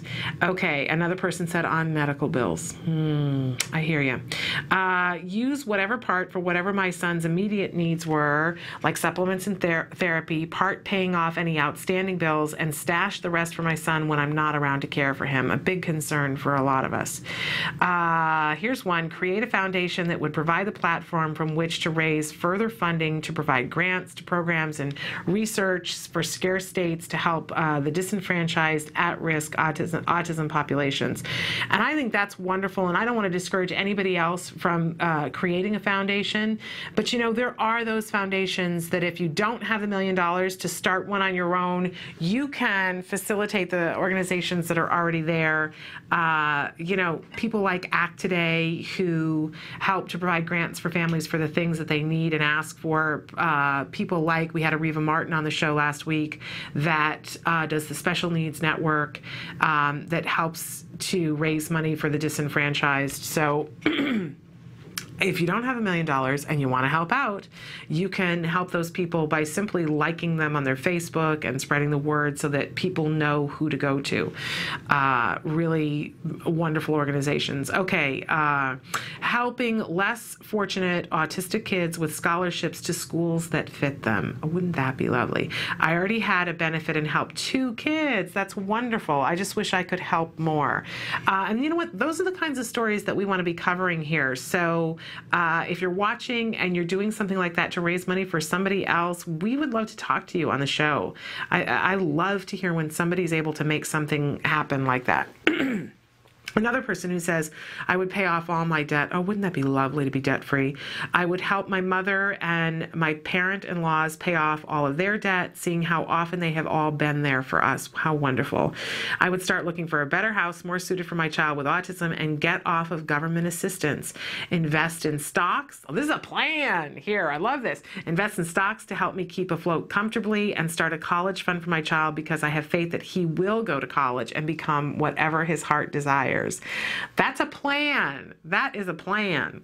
Another person who says, pay for private school here that specializes in children with autism for my son. What a wonderful thing. You know, you can apply for a grant. It could really help you. Another person who says, buy all the sensory products that my daughter needs that I can't afford and open a daycare that caters to autistic children since my area has nothing to offer. I wish that all of you could have $1 million. These are wonderful. I want to go to one of the other sites because you can be writing in more than one place. And take a look here. Okay. Another person says, pay my mortgage off and be debt-free. We love that. Somebody else has said, I'd make over my son's room to a sensory room, a place where he could go to unwind. Fabulous. I would take my son out of public school and put him in private school that knows how to teach kids with autism. Also donate some money to help find a cure for autism. Another person who says, put my twins in a private school that knows how to teach kids with autism and ADHD. Then I would do some remodeling and donate some too. Isn't it amazing the things that, if you asked any other population what would they do with $1 million, you would not hear these selfless responses. I'm sorry. I go back to saying I've never met an autism parent that I didn't like. We're incredible people, aren't we? Another says, half I would pay for my son youngest's education, the other just in case, put into a trust fund to take care of him when I'm gone, a theme that we're hearing a lot of. Start an organization to build or buy homes to care for autistic adults privately by those who care and know about those with autism. And somebody else wrote in and said, all very good ideas. And somebody else who said, spend, no, put it in a trust. Okay, you know, I'm reminded of that way back when after my son was diagnosed, and we played this game then, and I remember at that moment in time, what was so difficult for us, for my husband and I, was figuring out how we were going to keep a roof over our heads. It was really difficult. That I stopped work to be home to be able to do the therapy and be present for the therapy, to learn the things so that I could uphold it when the therapists weren't there. And I remember saying, you know what would be lovely? I'd love to be wealthy enough that I could buy a house that sat empty, that I could every 2 years grant to a family to say, here, you get 2 years to live rent-free in this house that's completely furnished, that is set up for therapy and has sensory spaces in it. You get 2 years. And I know 2 years isn't enough, right? But how amazing would that be if somebody granted you 2 years to live rent-free? Yeah, you'd still have your other bills. You still got to put food on the table. But how luscious would it be to not have to worry about that? So that was the thing that I used to daydream about. And I think I've told the story here on the show before. But if I haven't, there was one holiday season in particular that was really devastating. We had been holding it together by a thread and a prayer financially to make things continue to work, but we arrived, it was all going downhill. We had spent everything, you know, my retirement, our savings, it was all gone, and there wasn't going to be enough to do things. And it was about December 1st. And I was sitting there, and and going through everything and taking a look at the finances, not something that I enjoy even now doing. And I realized that I didn't have enough money to buy my son a Christmas present and buy Christmas dinner and take care of the things that we were, excuse me, already doing for him. And because there were a couple of supplements that he was on, and I realized I can't afford to do all three of these things. I can't pay for that. I can't pay for a Christmas present, and I can't pay for Christmas dinner. And it was a devastating, crushing moment where I was like, wow, you know, things are really bad. And in that moment, the phone rang, and it was a friend of mine, and that I could be honest with, because we all have to have that friend, right? That we can say, this really majorly stinks. And my husband was at work doing what he could do to raise enough money so that we could have something. And but I was, you know, right on the verge of tears, and the friend said, hey, what's going on? I said, you know, I'm just having a really horrible moment right now. And you know how it's like, you know, it feels like an elephant sitting on your chest. And she said, well, what's going on? And I said, I don't have enough money to do these three things. I don't even know that I have enough money to do two of them, but I definitely don't have enough money to do three of them and still, you know, pay the rent. And she said, you know what, it's going to be okay. And you need to remember that it's going to be okay. I promise it'll be okay. And I said, well, you know, I got to order his medicine, and I, you know, if I do that, then I'm not going to be able to get him a Christmas present, and I'm having a hard. She said, order the medicine. Get off the phone with me, order the medicine. It'll all work out. It will be okay. I promise you, you know, you have a bunch of friends, we'll figure something out. And I took a deep breath on the phone with her, and I said, okay, it's going to be okay. We're going to figure it out. No matter what happens, we're going to figure it out. And I hung up the phone, and I went to go, you know, order the medicine, and my phone instantly rang again. And I picked up the phone, and I thought for sure it was my friend calling me back saying, I just, you know, want to make sure you're okay. But it wasn't. I didn't recognize the caller ID, and I answered the phone, and it was this woman who I didn't really know, but is a friend of a distant cousin of mine. And I'd met her briefly at one time. And so you know, she said, hi, I don't know if you remember me, but my name is such and such, and I met you at this and so thing, and, you know, it's the holidays. And I said, yes, I do know it's the holidays. And it was that, it's the holidays, you know, and she was like, woohoo, it's the holidays. And she said, you know, I always get your cousin a Christmas present, and what I usually do is I donate money to his favorite charity, and last year it was Habitat for Humanity, but it occurred to me this year that what I would rather do is write you a check for your son's medications. Right?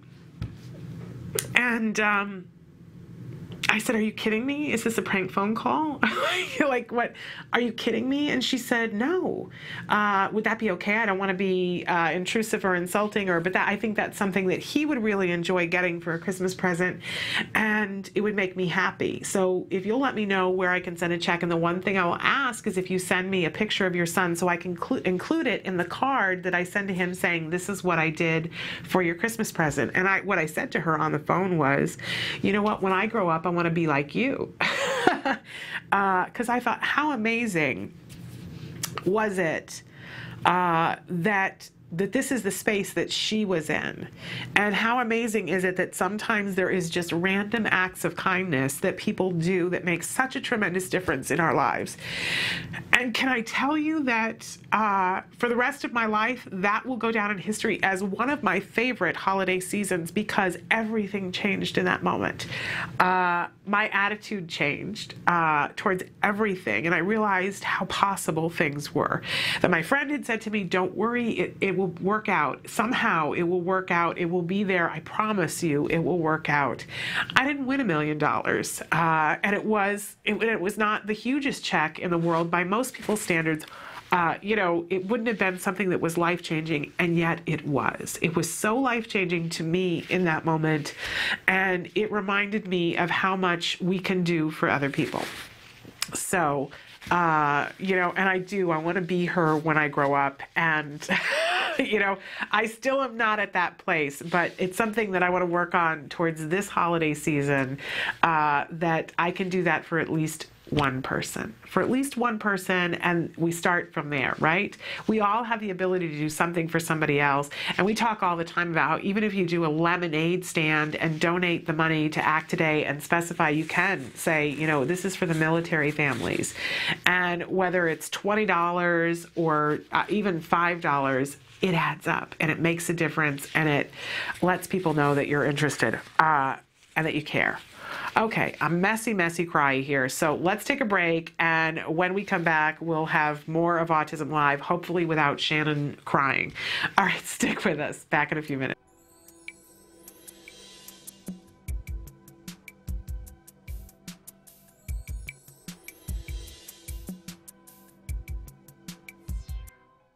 I'm Adele Nadowski, Director and Co-Creator of Skills.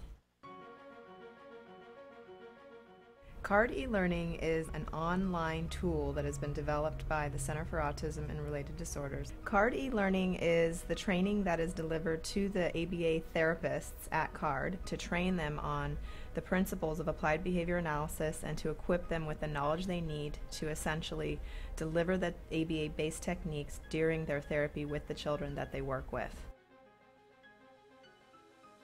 ABA has been proven scientifically to be the most effective intervention for children with autism. At this point, even the Surgeon General has come out with a statement suggesting just that.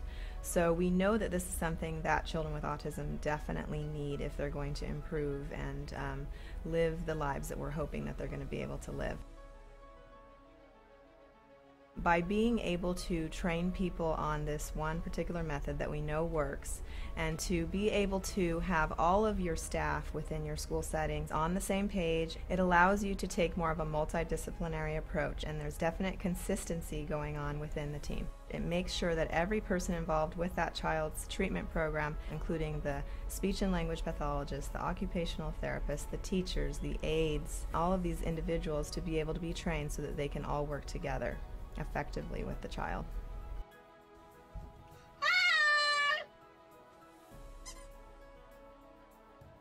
Parents that are using CARD e-learning can use it either to train themselves, and then after having done that, they can implement different techniques with their child in order to teach new skills.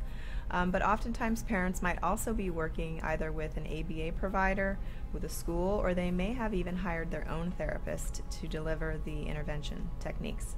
So CARD e-learning can be used either to collaborate with your school. It can also be used to train the therapists that are coming to the home of the parents, or it can also be shared with the ABA provider so that that provider can find out about it and perhaps implement it within their organization and train their staff. You can also do reporting for your organization. So you can actually look and find out which teachers are progressing, what their quiz scores are, and actually we can give you reports as well that will help you to compare the different teachers and their performances. CARD e-learning is really simple to use. You can log on to this as long as you have a computer, that's all you need, and an internet connection.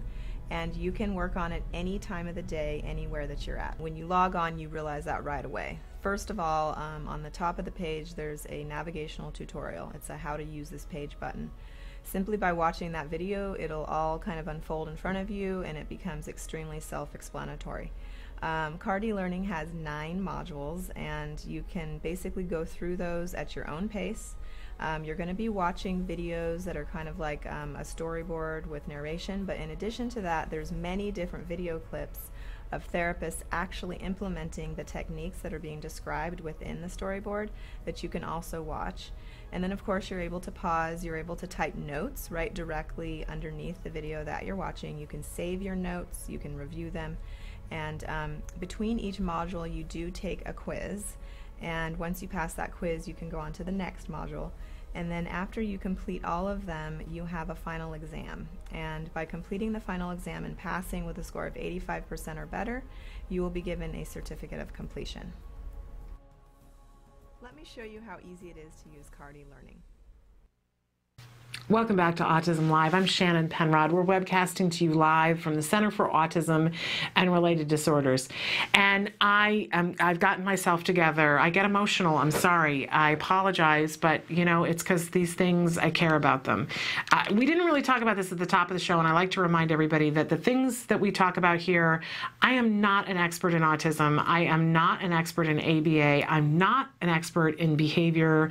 None of those things. I have access on your behalf to all of these people. And so I'm learning from them, and I'm sharing the things that I have learned.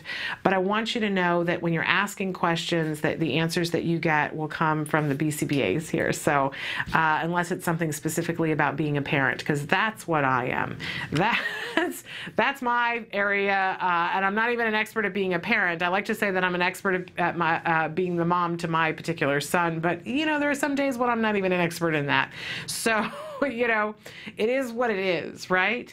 But I want you to know that I do care, because I'm part of this community, and I care about all of our kids. I care so much about my child, of course, but it breaks my heart when I see families that are out there that need services.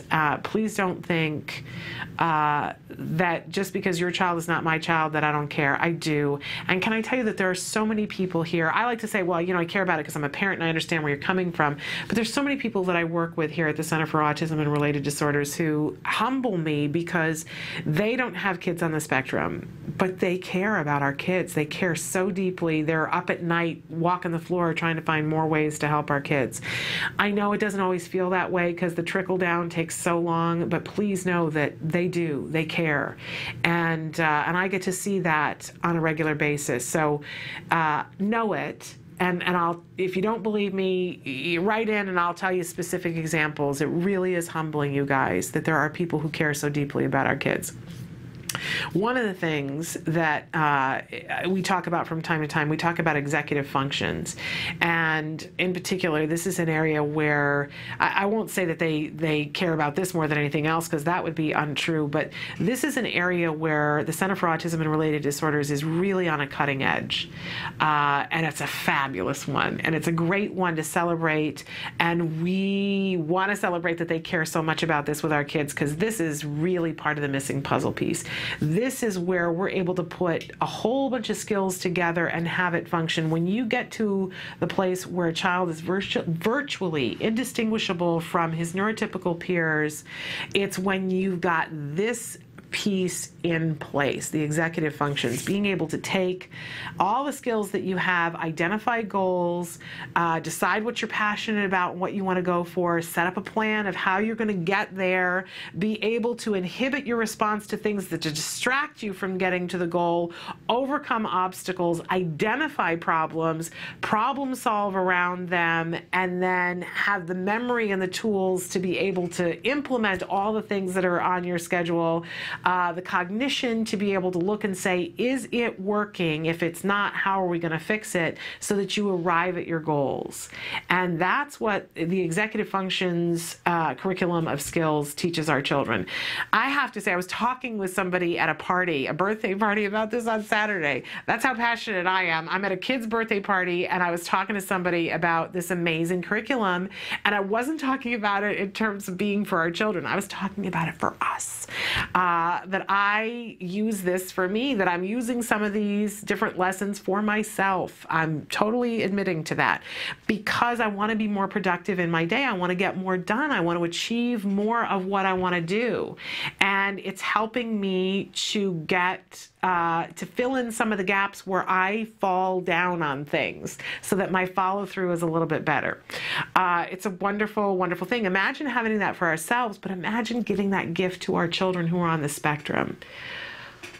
Wow. And you might be thinking to yourself, well, Shannon, that is lovely and that's just peachy and that's wonderful, but I've got a child that isn't able to communicate, so what has this got to do with me? Well, it has a lot to do with you, because some of the lessons that we learn really early in the executive functions curriculum that lead to those skills where you can identify a goal and follow through on it, those early things help us and can help us at whatever stage that we're at right now, like attention and what we attend to and joint attention. I always make the little triangle because we know that as early as possible, we want to be teaching our children to share joint attention with us. So if we're looking at something and they're looking at it, that we look at each other and get reinforced by the fact that, did you see that? I saw that. Look at that. That's so cool, right? And it may not be a verbal thing. It may just be eye contact, or it may be a physical thing,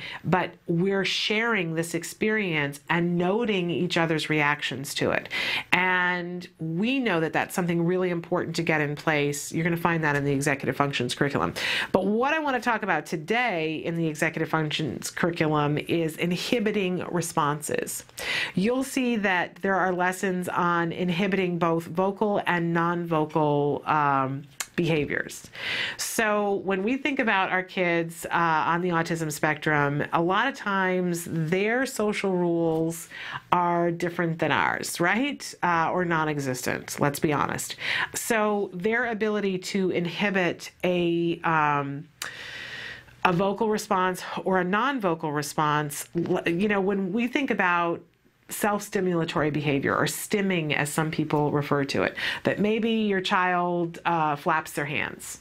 And I talk to parents all the time about, they go, well, why is that so bad? Why can't he, if that calms him down, or if that makes her feel better, why can't society just accept that they're going to flap their hands? Why can't that be? And here's the line for me as a parent, and you get to decide for yourself. But I don't mind my son stimming, because we all stim to some extent. That I find myself sometimes sitting in a chair and listening to somebody talking about something, and I'm thinking about it, and I'm rocking. Oh my gosh, I'm rocking, right? And I don't notice it. And then, other people who are the pen clickers, right? That really high power executives who are sitting there and they're thinking about something and they're clicking the pen. And then there's the other people who bounce their leg or have some sort of thing that they do. That's self-stimulatory behavior. Or it's at least behavior that's it's self-reinforcing. Let's say that. It isn't necessarily stimulatory. It helps calm us down sometimes. So it's reinforcing in and of itself. It serves its own purpose. It does something for us that makes us feel better. So I'm not trying to create a child that doesn't have any of those things. I just want my child to be able to inhibit his responses when he wants to and do them when he doesn't want to. And these lessons are in the executive functions curriculum. So that, for that ad exec who sits there and does the pen, if he's meeting with a client, he's not going to do that, right? And not be wildly successful. He's going to be capable of putting the pen down and talking nicely to somebody, but when given the choice, he's going to get the pen going. That's okay. And I don't mind, and I say to my son all the time, because my son loves to hum. He loves to hum constantly. I swear he's writing the soundtrack to his life. And that's okay. My son is very musically inclined, and I don't mind if he hums, if he's able to start it and stop it at will. If he's unable to do it, then it becomes a problem, because there are certain circumstances in life which he's going to have to do when he can't hum. He wants to be a rocket engineer, although I'm sure he's going to write music too. But at some point, he's going to want to take some tests and take the SATs and da-da-da. And they're not going to let him sit there and hum. They're just not going to let him. Somebody's going to complain about it. So I want him to be able to inhibit responses when he wants to, when he sees that it's appropriate, or when somebody else, until he sees that it's appropriate, says it's not appropriate here. I want him to be able to go, oh, okay, I'm not going to do that anymore, right? And the same thing with, I don't want for every thought that he has in his brain to fall out of his mouth. I know, can't we all think of some adults that have not figured this out, right? And there are times when I myself am guilty of this, that, I open my mouth and the brain falls out. But we all need to learn to inhibit some of our vocal responses, right? So for instance, I was at the farmer's market years ago and ran ran into a friend of mine who was a senior citizen, and I'd never met her husband. And she said, oh, Shannon, I really would like to introduce you to my husband. And I said, oh, I'd like for you to meet my son as well. And so we were trading the introductions. And I said, Jem, I'd like for you to meet these people. And he looked up at them and he said, wow, you're old. Oh, right? You go, hey, that's not polite. And there comes the nagging, right? But what we did was went back and worked on inhibiting vocal responses. And we see that with any kind of behavior, if we want to diminish a behavior, we need to first of all see what the function of the behavior is, he's trying to have a conversation. So we give him the social rules of conversations and we put it in a context for him about we don't say everything that we think and why, right? We went through that whole explanation, but at that period of time, he didn't completely get that. Doesn't matter. We still gave the explanation. But what we needed to do was to give him a replacement behavior. So the replacement behavior that we gave for this particular instance was that he needed, when he was being introduced to people, that there were a certain set of things that he could say, like, nice to meet you, or whatever it is. So he's got things to choose from while he's thinking about what they look like. But then we gave him a step-by-step criteria of what he needed to think of before he said something. So that he needed to think about, I am not, I'm going to say something to them, but is what I'm about to say, does it in any way reflect negatively about their appearance or anything that could potentially reflect negatively about their appearance? And we worded it in a much easier way. And because at first, can I tell you, the first thing that we put in was for him not to talk about somebody's appearance at all. Because at that point, he couldn't distinguish between whether something could potentially reflect negatively or potentially be a good thing. Over time, he began to understand, okay, this is something that will be insulting and this is a compliment, right? We went and worked on compliments. So it's very interesting that he now understands and discovered how reinforcing it is that when you meet someone to give them a compliment on their appearance. We did not teach this, by the way. He figured this out for himself. Generalization. We gave him replacement skills about things that he could potentially bring into the conversation, but it's very funny to me that now when he meets a beautiful woman, he will say, oh, you're so beautiful.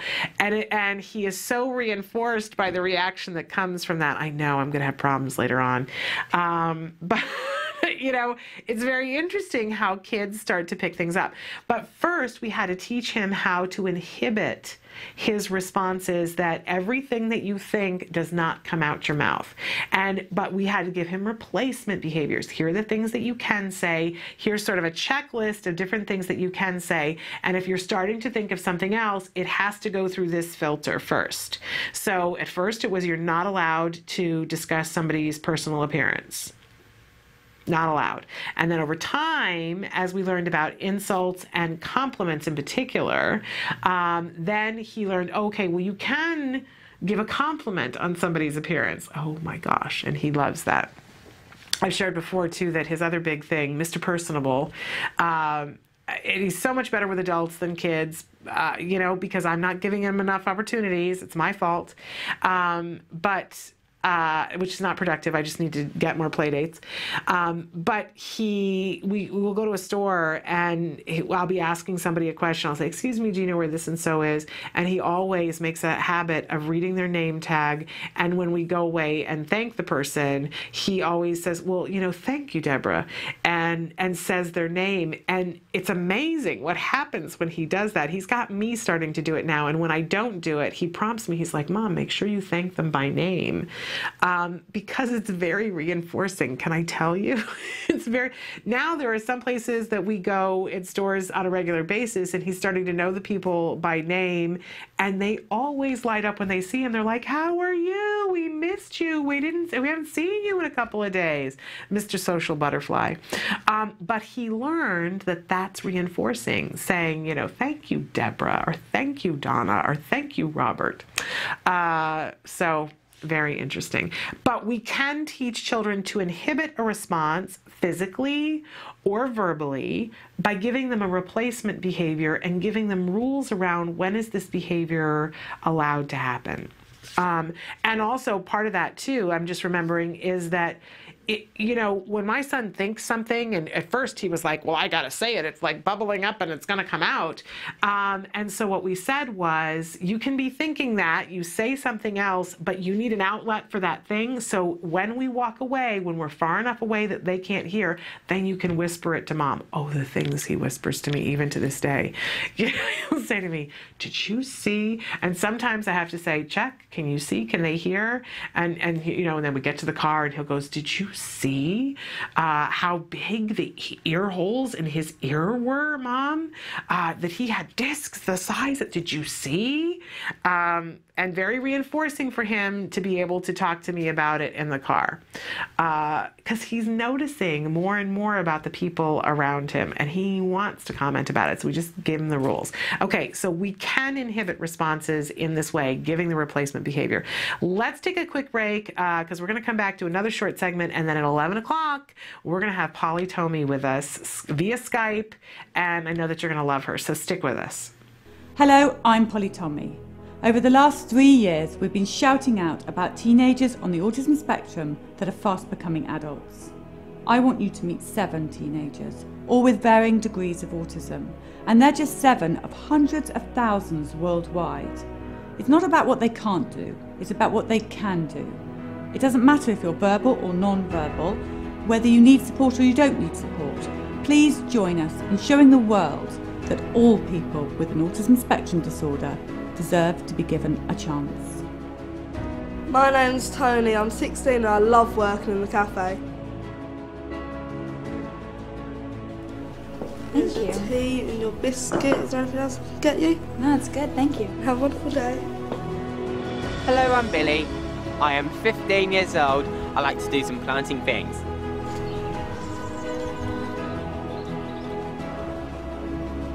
Hi, I'm Liam. I'm 16 and training to be a chef.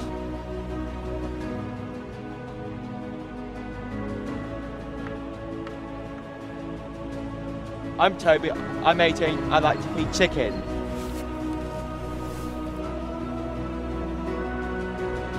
Hi, I'm Sam. I'm 17 and I want to be a graphics designer.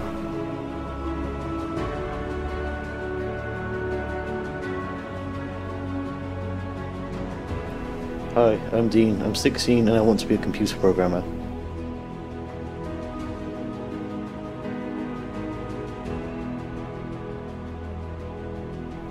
Hi, my name's Lee Tower and I'm 13 and I want to be a drummer when I'm older.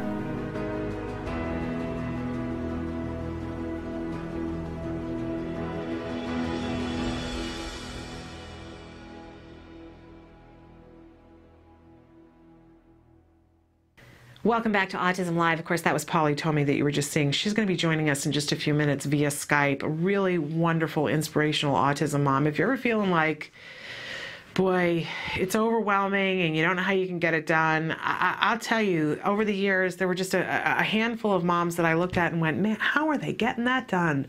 How are they doing that? I just don't get it. And on those days when I was really having a pity party and feeling like, oof, people like Nancy Alspaugh Jackson and people like Polly Tomey, I would get up off the couch and go, you know what? They're not only helping their kid, they're helping somebody else. And I felt better every time I did. So really inspirational woman, and I'm thrilled that she's going to be joining us. And I just wanted to share, because we got a comment, and you guys know that I love it when you guys comment. And somebody wrote in, I'm just going to read it, but if you're watching right now, you can see it on your screen as well. Somebody wrote in and said, thank you for your personal story about being financially tight.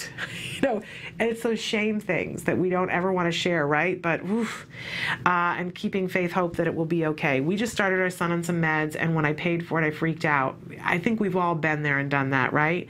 We had a coupon for my son's doctor, and it still totaled $83. Our insurance does not pay for this medication. Can you believe the med costs $250? And yes, I can. So this coupon did help us out, but it has to be bought every month. We're so tight right now. My work is starting to dwindle, so income is also starting to slowly decrease on a monthly basis. Thank you. I know everything will be okay. Yeah. And it will. It will be okay. And God has our backs as families with special needs kiddos. And I really believe that. But I can't help reiterating that there is help and that there are ways that you can get help. And that ACT Today is in a grant phase right now. And you can go to their website today, www.act-today.org. And they give grants for this kind of thing. This is exactly the kind of thing that they give grants for. And if you write to them and say, this is what I need and this is why, and so on and so forth, there are other places as well that you can go to. And we talk about funding from time to time, about ways to make it work. I hope that if you are getting this and your insurance is excluding it, and we all know that there are lots of things that are out there that are excluded from insurance, but I hope that you're taking the time to fill out, I can't think what the name of the form is. It starts with a P. I'm going to have to call Bryce downstairs and ask her what it is. But there is a form that you can fill out whenever you're doing some kind of a treatment that is not covered by your insurance. Call the insurance company and ask them and say, what's the name of the form that I can fill out when something is excluded? Because if enough people do it, eventually they will cover it. And it is something that will take some time, so you leave that for a day when you don't have a whole bunch of other pressing things, which is not IEP season and tax season, right? Don't put that pressure on yourself. But there is a form that you can fill out, and different insurance companies, different amounts of time and different amounts of people filling it out. But over time, if enough people do it, they will start to cover that medicine. So something that you can do to help yourself long term. But in the short term, I hear you. I hear you. And I want to let you know that there are lots of organizations that can help you. And we'll do a segment on this soon about funding for those kinds of things, but ACT Today, start with them. They're in a grant phase, and this is exactly the kind of thing that they love to give grants for. There is the United Healthcare Children's Fund that will give up to a $5,000 grant for some things, so I don't know if what you're doing will absolutely be covered, but it's worth looking into, because maybe you can pay for something else for that, which frees up some of your money for these kinds of things. I love to mention the Jewish Free Loan Association, because they helped us. Oof, did they help us? And want to remind everybody, I don't happen to be Jewish, nor is my husband, and the Jewish Free Loan Association lent us money interest-free. Yep, paperwork to be filled out, and you got to pay it back, and we did. But it made a huge difference for us at a moment when we thought we were going to have to stop therapy because we couldn't afford. So, these kinds of organizations, but there are other organizations that specifically will deal with supplements and medication. I encourage you to check out, for instance, TACA, TACAnow.org, that they have scholarships. They have families who help and support when they've gotten further down the road. They have scholarships for these kinds of things, and you'll find a world of resources there. You're not in this alone, and there are a whole bunch of us that get it and have been there and have done that, and there are people that have a better financial head on than I do that are working to be able to give to people who are struggling.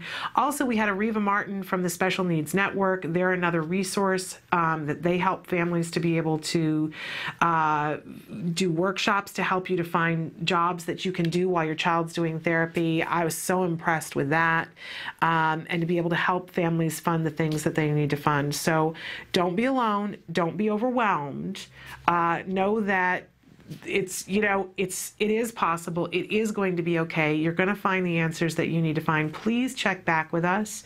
We'll do some segments on funding, because I know how important that is.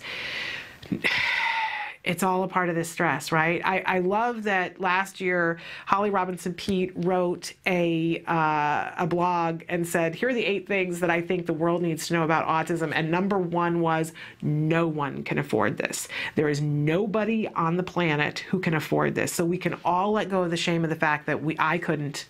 And obviously you guys can't either. And if Holly Robinson Peete can't afford it, Nobody can, right? So we're all in this boat together. But there is some help, and there are some people who do want to help us, and hold the faith. Okay, we got to take a little break, because when we come back in just like 2 minutes, we are going to have Polly Tomey with us, and she is a wonderful autism mom who is all about getting it done and getting awareness out there. So we're going to be talking with her about her life, her situation, and the kinds of things that she's involved with. Really inspirational. I hope you stick around. We'll be back in just a minute.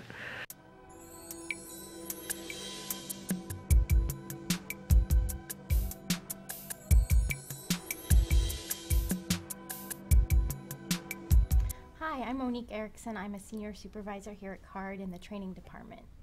How can we make a non-preferred outing, someplace that the child doesn't want to go, be less stressful and not be a battle? Well, when you're looking at planning some of these outings to places that are a little more difficult for our kids, there's a lot of things you need to think about going in, and I think one of the first things you need to do is have a realistic expectation. It's going to be difficult, and it's not going to be something that you might be able to do right off the bat. You know, there's some work that goes into that and a lot of steps that go into that. You're going to want to look back and look at the behaviors. What's happening in this outing? Why is it so difficult? Where does it break down? Do we not even get through the front door? Is that the problem? Or do we get through the front door and then my child has an agenda that doesn't match mine? And then that's what we need to work on. I've had lots of families where we've worked on this. This is definitely an area that we work on in our programs. And for example, I had one little boy where we couldn't even get through the front door. So that's what we practiced. And you had to have the expectation that you knew you weren't going to the store to shop this time. We were going to go and we were going to practice this thing. This behavior of entering for whatever reason was difficult for him. That's what we were going to practice and reinforce and take baby steps to this end behavior called grocery shopping that had all these little baby steps along the way. And just remember that it is difficult, that you have to step back and do all these steps to get there, but you will get there, and you're not going to get there if you don't practice it and do it. So you have to get out there and do it, as much as it may be difficult to be in the community and having these kind of meltdowns and these difficult behaviors with people around. You have to practice these skills to get them better. So it's important to do that. So for this little guy, we did just that. We took it from step one, he couldn't get through the door. We practiced that until that got better, and then we took on the next step. And eventually, he was able to participate in their grocery shopping. Not to say that it was an hour and it was perfect. It was more realistic. They had a few things on their list. He was able to go through, help get these things, and then they went on their way. But that took a lot of work and a lot of steps getting up to that point. So what are some strategies for going to a big shopping center like a Walmart? Some strategies just in general to keep in mind is, do you need some visual supports? Do you need some kind of visual thing, like first we're going to do this and then we're going to do this? Sometimes that's really helpful for our kids, just to know what to expect. Okay, this isn't going to last forever. We're just going to do a few things and then we get to leave this place and do something else. And that sometimes will help just alleviate that frustration that they don't really know what to expect. How long is this going to be? And so sometimes that visual support could help. You want to practice this realistically. You don't go from never having these outings to an hour. So you're building up systematically to these longer outings, so that eventually you get to a point of some duration that you can actually do something functional in that. You can actually get some items in the store and when you go there, versus just practicing a couple minutes here and there. So I think those are some things you want to think about early on. If you're going to that bigger store, I think for our kids, helpful to, depending on where their skill level is, and if you're practicing these skills, hopefully you can kind of give them, like, this is what's going to happen. This is what the rules are, kind of thing. This is what if you can do X, Y, and Z when you're in there, this is what will happen, kind of thing. Kind of be very concrete and give them an idea. Okay, we're going to go in and we're going to do this, and if you do this, this will happen. This is the behavioral contingency in place. If you don't, then we're going to need to leave, and then this will happen, kind of thing. But be very clear so that it's kind of like the rules are on the table. It's fair game. Like, we're going in, this is what's going to happen, and this is how it will be. When you're looking at stores like Walmart, very loud, lots of good stuff going on, I think just prepare yourself and be realistic about that. Is it going to be overstimulating? Can your child handle that? Do you need to take baby steps going into those bigger environments? Maybe know exactly what you need from that store. If you really need to do a lot of browsing and just taking your time, maybe is there a time that you will have an opportunity to not have to bring them with you for that, and only bring them when you have a specific agenda, like I'm going in for these items, we're going to get them, and we're going to leave. So those are some things I would keep in mind when you're doing that. What kinds of reinforcement should we give for doing a good job on an outing? When you're doing these outings, something that is really important, it's important no matter what we're teaching, but definitely when you're out in the community and you're doing these type of outings that they're not preferred from our kids, you want to make sure you're always reinforcing those behaviors we want to see more of as the cornerstone to what we do. You reinforce the behaviors you want to see more of so they keep happening, and that's got to happen when you're in those community settings. So when the child is attending and he is sitting there quietly or helping you, gather things in the store if that's what you're working on, you make sure you're appraising and reinforcing them so that they know that this is a behavior we want to see more of. That may be, for some of our earlier learners, that may not just be verbal praise. It may have to be a tangible to get them through that situation. So it could be a little snack here and there to reinforce them and keep them on track. Like, oh, you're doing a great job. That's so good. I like the way you're sitting so quietly and waiting for mommy. Here's a little snack or something like that. So you might need something like that for those little ones that are early on in that experience. Or maybe you can just get to verbal praise at some point. Just depends on the learner, but you definitely want to keep them reinforced during that whole experience.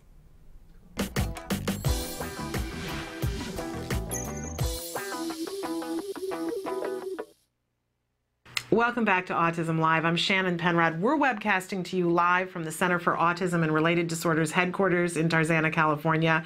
But we have a very special guest for you, as I've been mentioning all week long. We have Polly Tomey with us, Skyping live from Texas. She's visiting here in the United States, and she is a remarkable autism mom who just has her hands in so many different things. She's such a wonderful advocate.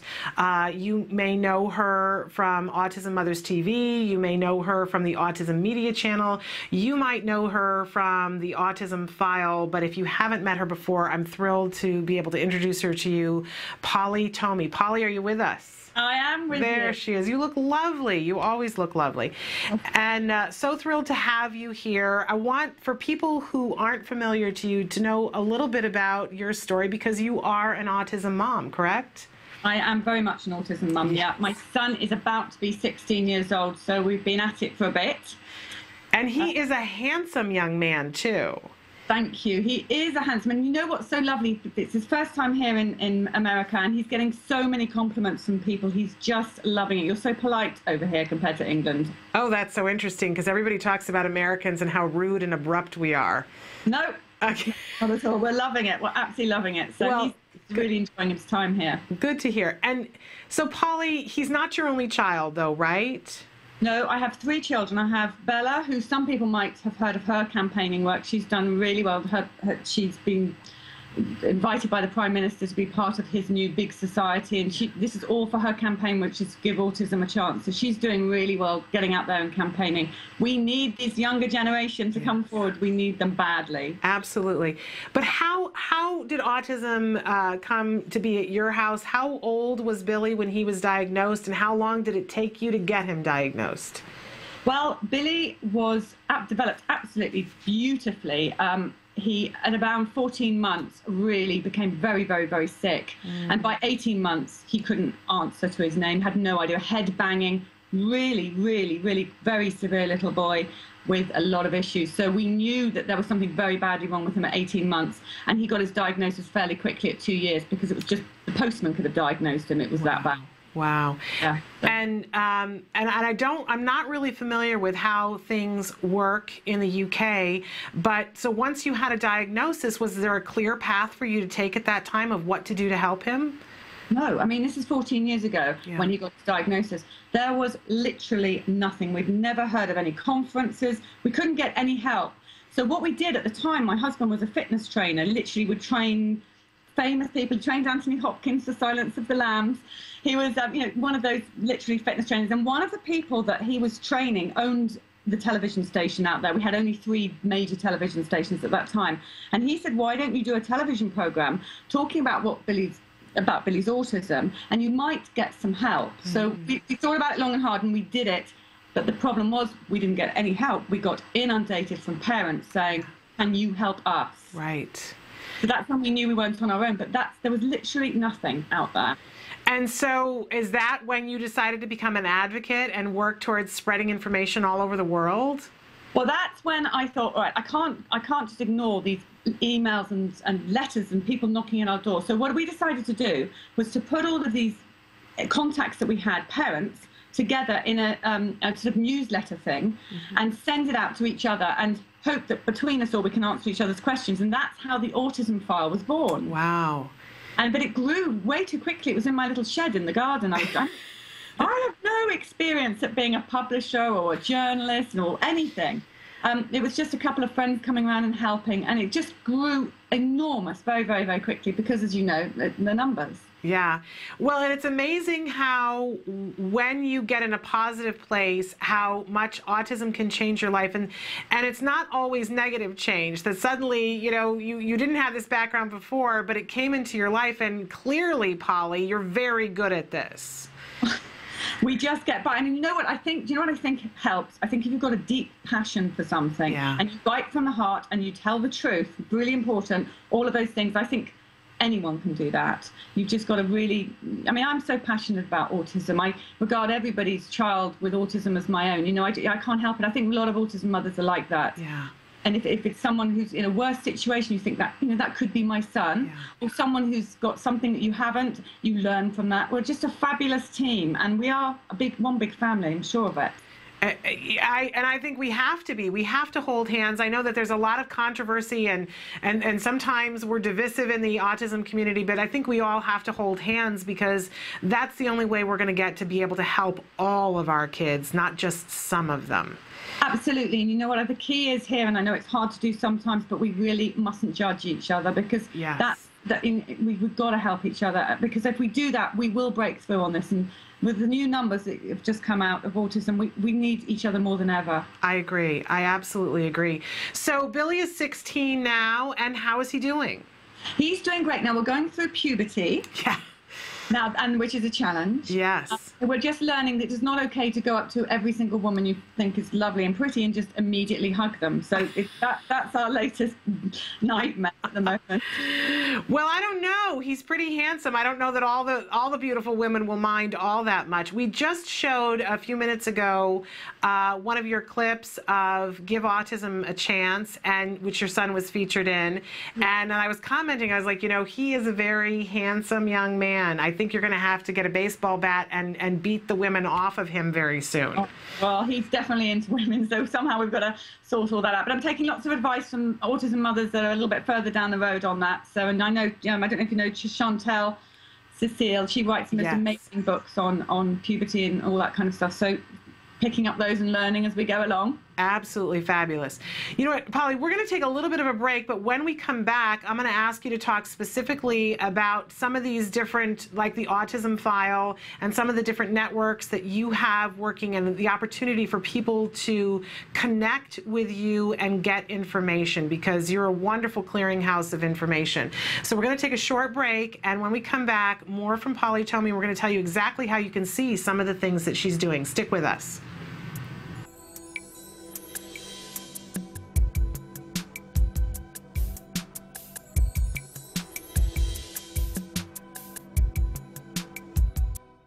Hi, I'm here with Sue Cho.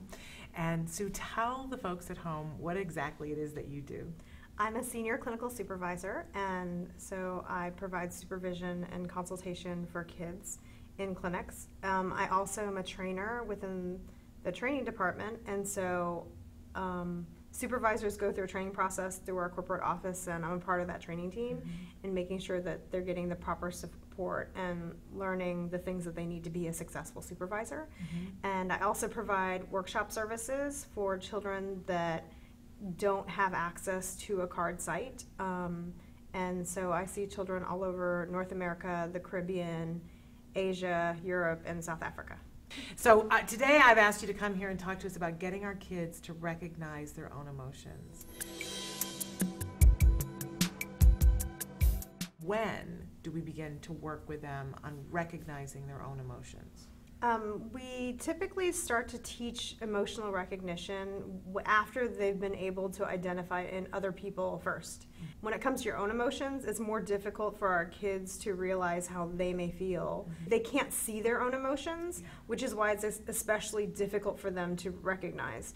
So often we'll first teach them how to imitate what the facial expression might look like, and then we can show them in a mirror, or I might say to them, show me sad, and the child will show me their sad face. And then I might ask them, how do you feel? While they're making the sad face, over time we teach them how to recognize what their body feels like when they are experiencing a certain emotion. For example, if I give them a present, I can say, how do you feel? And they can say, I'm happy in the moment, rather than me telling them how they feel. Right. They are also taught coping skills on what to do when they experience certain emotions. So for example, the child's typical reaction when they're happy might be to flap their hands.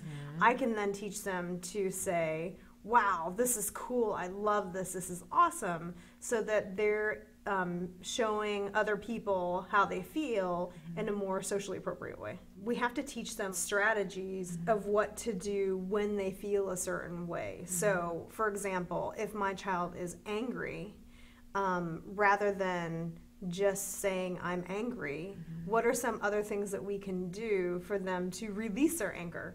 That is a socially appropriate way too. If the child's typical response is to be aggressive when they're angry, we can teach them strategies like taking deep breaths, or teaching them other alternatives to say, for example, after we do this activity, can we go to the park?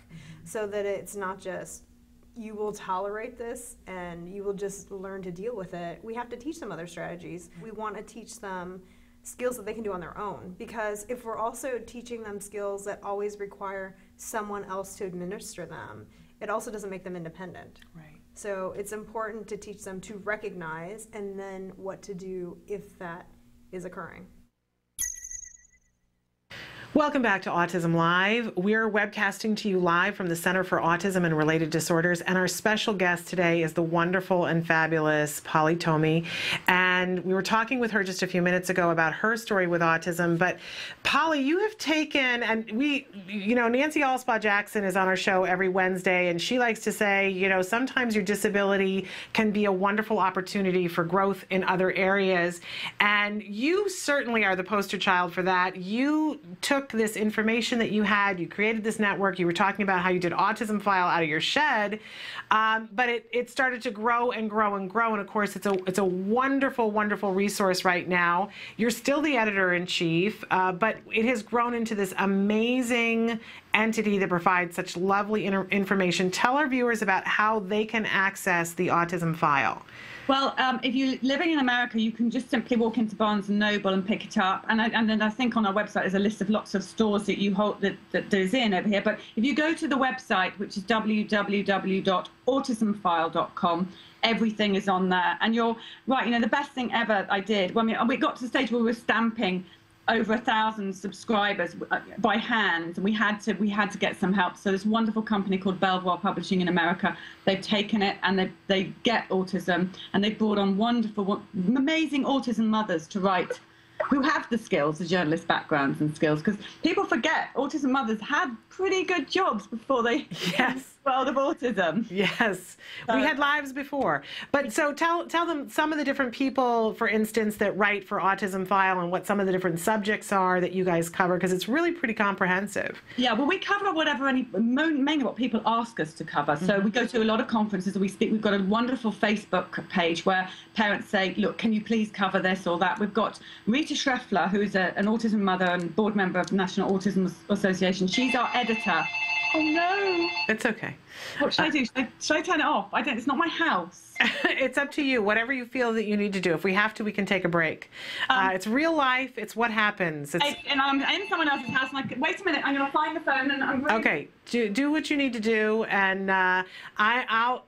In the meantime, want to tell you that Polly has so many different outlets for information, and she is you can find them on Facebook. If you go to Autism File on Facebook, that's a wonderful place to go and be a part of the conversation. Like them, but join, because you have parents who write in and say something that they have going on, and then a whole bunch of people will respond and give all of their comments. Are you back with us, Polly? Yeah, no, I'm right here listening to what you're saying. It's absolutely right, and we really do. There are people you can trust that write for it, which is so important. Autism parents and great professionals as well. Julie Matthews writes about diet and nutrition. Yes. We have Chantel on the puberty issues. We have absolutely gallons, and we've made it much easier to read. So if you used to be a reader of the Autism File 5 years ago, it got a little bit technical and complicated. We've stripped that right back now, so it's much easier to read. It's quite beautiful. It's a wonderful thing,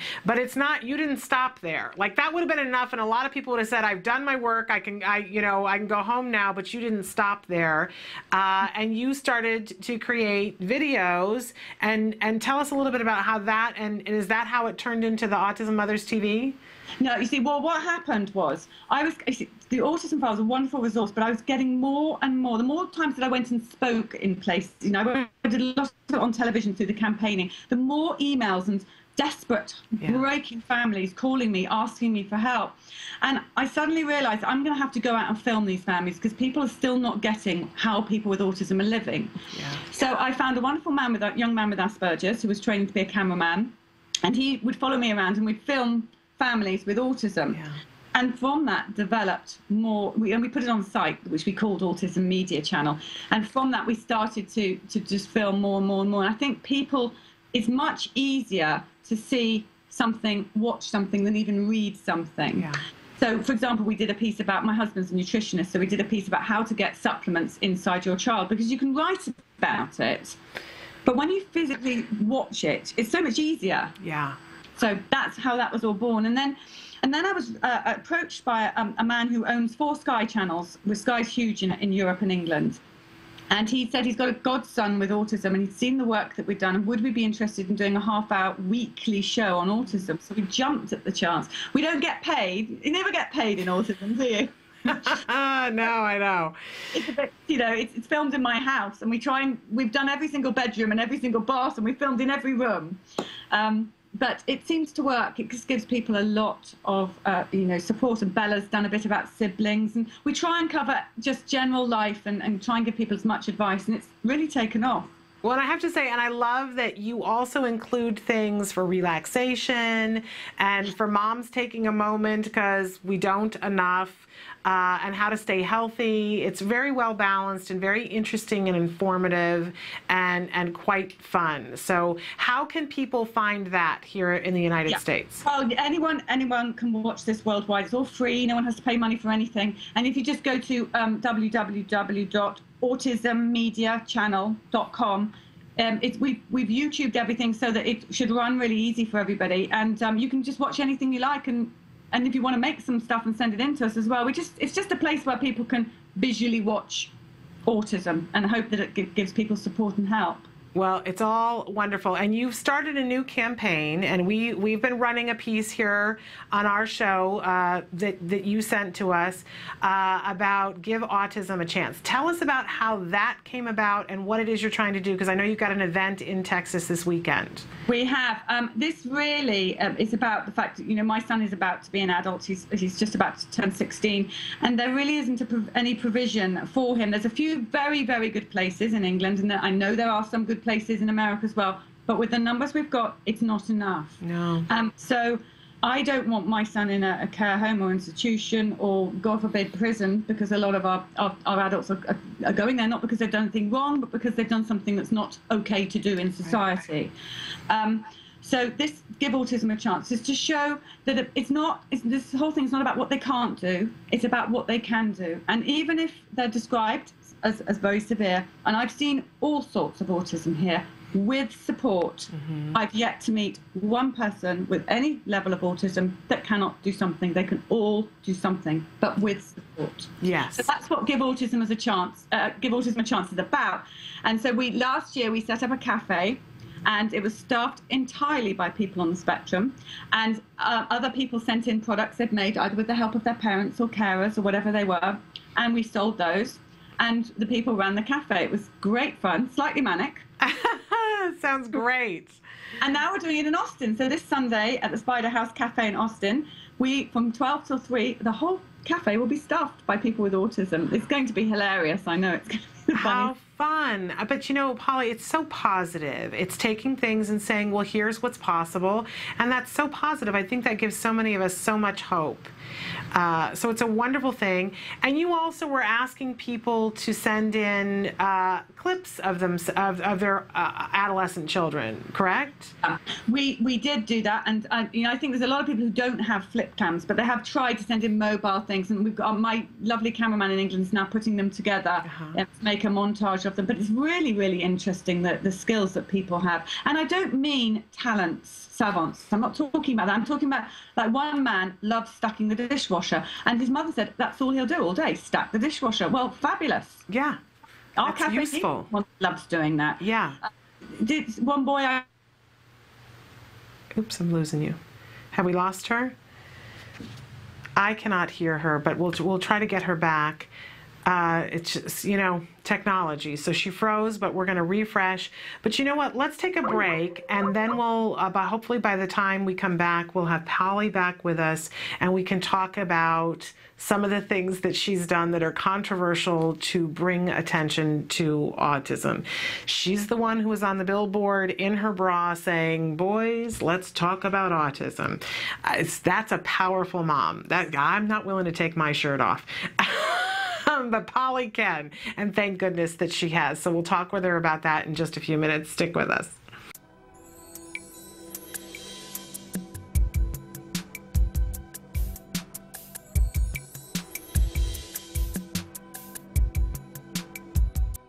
I'm here today with Sarah Cho, who is the managing supervisor of CARD Fresno.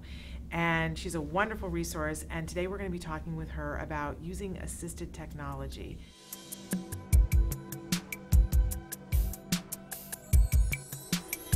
If you are a parent of a child who is primarily non-vocal and maybe has been using a type of iconic communication system, and you are recognizing that your child has really just outgrown it, you know, it is something.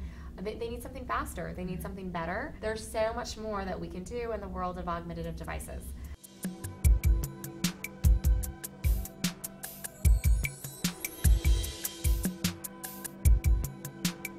I am a huge fan of using augmentative device programs on cell phones and also on iPads. As you and I were chatting, we had just downloaded a really simple tap-to-talk program. So for this one, all a child would need to be able to do is just tap on what they wanted. I want a drink. And then that immediately pulls up a screen where there's water, juice, milk, soda, and smoothie. So maybe the child just wanted a drink of their water. Water, please. And it's that simple. And there's not a lot to manipulate. The child does not have to have really advanced motor skills at all.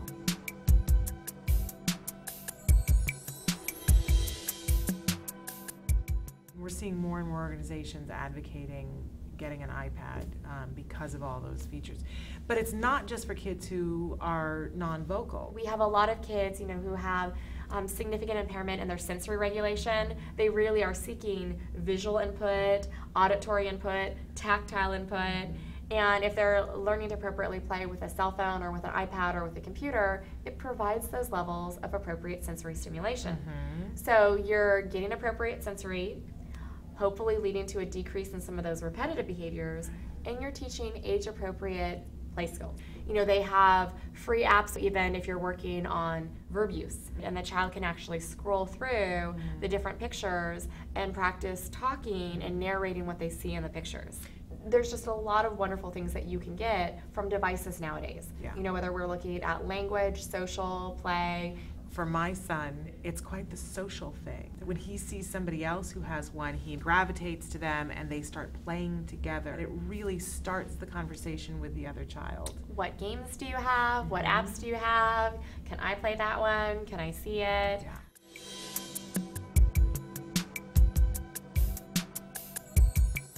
And a lot of the apps are super inexpensive or free. Or free. which is you can't be free. Free is good. So I mean, you might have that initial investment in actually purchasing an appropriate device, but then a lot of the software or things that you need, are free or relatively inexpensive. There are also some really nice applications that might be a little bit more expensive, maybe like $20 or $30, where you can essentially download the entire, for example, PEX icon library for just that little initial, investment. Welcome back to Autism Live. I'm Shannon Penrod. We're webcasting to you live from the Center for Autism and Related Disorders from their headquarters in Tarzana, California. We've been talking to Polly Tomey. We're getting her back on the phone. She's going to be with us in just a second. Wanted to take a second to just mention that we were talking earlier about some of the different funding sources, and that somebody wrote in and said thank you for the information. You are very welcome, and stay tuned with us because we will be giving you more information about ways that you can fund your journey. But we have Polly Tomey back on the phone, on Skype. Technology, sometimes it works and sometimes it doesn't, but we have her back on the, there you are, Polly, we've got you back. You were in mid-sentence and it just cut out on us, but we were talking about Give Autism a Chance and this wonderful event that you've got coming up this weekend, that it's absolutely, I think that's a wonderful, wonderful idea, an opportunity, and people can come to the cafe and buy things at the cafe? They can come and be served sandwiches and all sorts of menu that they've selected. The menu's been designed by someone with autism, and there'll be waiters and there'll be people showing their crafts and things they've made, pots of plants, everything, doesn't matter. It's just everything is done by people with autism, and it's a really fun, it's so much fun, it really is. It's a little quirky, but everyone loves it. We love quirky. That's where we live, in quirky land, so quirky is good. But tell us again, what time does it start on Saturday? What's the address that people need to go, and is there a website that they can go to get more information? Yeah, actually, if you go to www.theautismtrust.org.uk or theautismtrustusa.com, any of those ones, because we've got an English and an American website, but all of the information is on there. But it's at the Spider House Cafe in Austin, in Texas. The Spider House Cafe, okay. Yeah. So, and they were so good, because Carmel and I went around everywhere in Austin asking if people would do it, and most people said no, they just weren't going to risk it. This cafe went, yeah, of course we'll do that. Don't know what autism is, tell me. We told them. They said, of course we'll do it. It's a good cause. So I'm really grateful for people like that, just to give it a go. Absolutely. We're going to say their name again then. The Spider House Cafe in Austin, Texas, from 12 to 3 on Saturday. It's going to be the place to be. Be there or be square. Now, Polly, you mentioned that the Autism Trust, because this is yet another thing that you're doing. So tell us about the Autism Trust. Okay, the Autism Trust I set up about 6 years ago, and I set it up in England, but we now have the charity established in America as well, because it's something that needs to be worldwide. It's about looking to the future and what will happen, because with the numbers as they are now, they are all going to become adults, and those adults are going to need some level of support for the rest of their lives. I mean, I look at Billy and I say to myself, this child is doing so well, this teenager doing so well, but he is a lifelong learner. He will always need somebody to support him in some way or form, because that's the way his autism is. So this is a charity where what we'd like to do, and this is really from a lot of research, and mainly parents that have done this research, is that for the type of autism that Billy has, which is pretty middle of the road, is to build a place where he can work with support, not be stuck into one job. So maybe a bit of horticultural work, maybe a bit of catering. This is Billy I'm talking about, but there are all sorts of other jobs. Little business centres set up for the ones that want to do that, and for the ones that don't, there are many other different jobs. It's really a sort of community. It's not an institution. It's open to the public. And all of the designs are on our website, so you can have a look at it. And there's a lot of other parents doing the same thing now, I've noticed. It's become quite popular. So that's what the Autism Trust is about. It's about helping people find futures and supporting adults, because adults with autism isn't as attractive to people as children with autism. Yeah, and yet, as you said, the numbers are there, and we have the new numbers, and it's going to be a huge number of people. We know that they're going to become adolescents and eventually adults, and I think it's so great that you have such a vision to be putting in the infrastructure now. I think we have to, and as I say, you know, unfortunately, some of our adults get put into wrong care, wrong institutions, and it's totally unnecessary. They deserve a life where they can live with dignity, respect, with purpose, just as everybody else does. Absolutely, so true. Now, I promised before that when we came back from break, we would talk about some of the controversial things that you have done to draw attention to autism, because you are one of those no-holds-barred kind of people that we need to have on our team, and I'm so thrilled that you are on the same team that I'm on, the Autism Mother team. But you tell us, we know about the billboards, that you appeared on billboards in your bra, and tell us what they said, the billboards. There's a very famous campaign that ran called, it was for a bra called Wonder Bra, which I don't know if Americans know about Wonder Bra. Is it? Do you? Yes, we had the Wonder Bras, yes. Pushed you up, pulled you in, made it all look good. I think we're losing her again. Have we got her? There we go. Am I still here? Yeah, I've got you. Yep. Okay. So what I did was I ripped off their big famous campaign. So originally it would be some gorgeous young in a wonderful saying boys, and that that got banned in England because people were crashing their cars and it was causing mayhem. So we reenacted that, and I'm a 44-year-old one in a black bra. But I thought, actually, forget it. I don't care what people think of me. I'm going to do it because I know that it will cause people to talk. And if we met autism, and I'm in a bra, and I got a ton of feminists. I mean, my goodness, I got absolutely screamed at by feminists, but they're actually now friends, because they got me on so many radio shows and Women's Hour Radio for all sorts of things that you would never get to go on with autism, because the feminists were so angry with me. But as soon as I got on these shows and talked about why I was doing it, I got emails from them saying, okay, we understand. We don't like it, but we understand. So it was aimed at it was an election year, and we had 3 leaders of our 3 parties. So Hello Boys was aimed at our 3 main leaders, whichever one got in, saying, you need to talk to me. I said, autism is worth over 6 million votes. We need to talk. And they did. They listened, and they actually put it in their manifestos. And I think, the numbers speak for themselves. 6 million votes in England can win an election. Absolutely. Well, a really powerful thing that you did, that you called attention. And then recently, is it just you or both you and your daughter together had another campaign because you wanted to be able to talk to the Prime Minister? Yeah, well, this is the Give Autism a Chance campaign. Is that what we're talking about?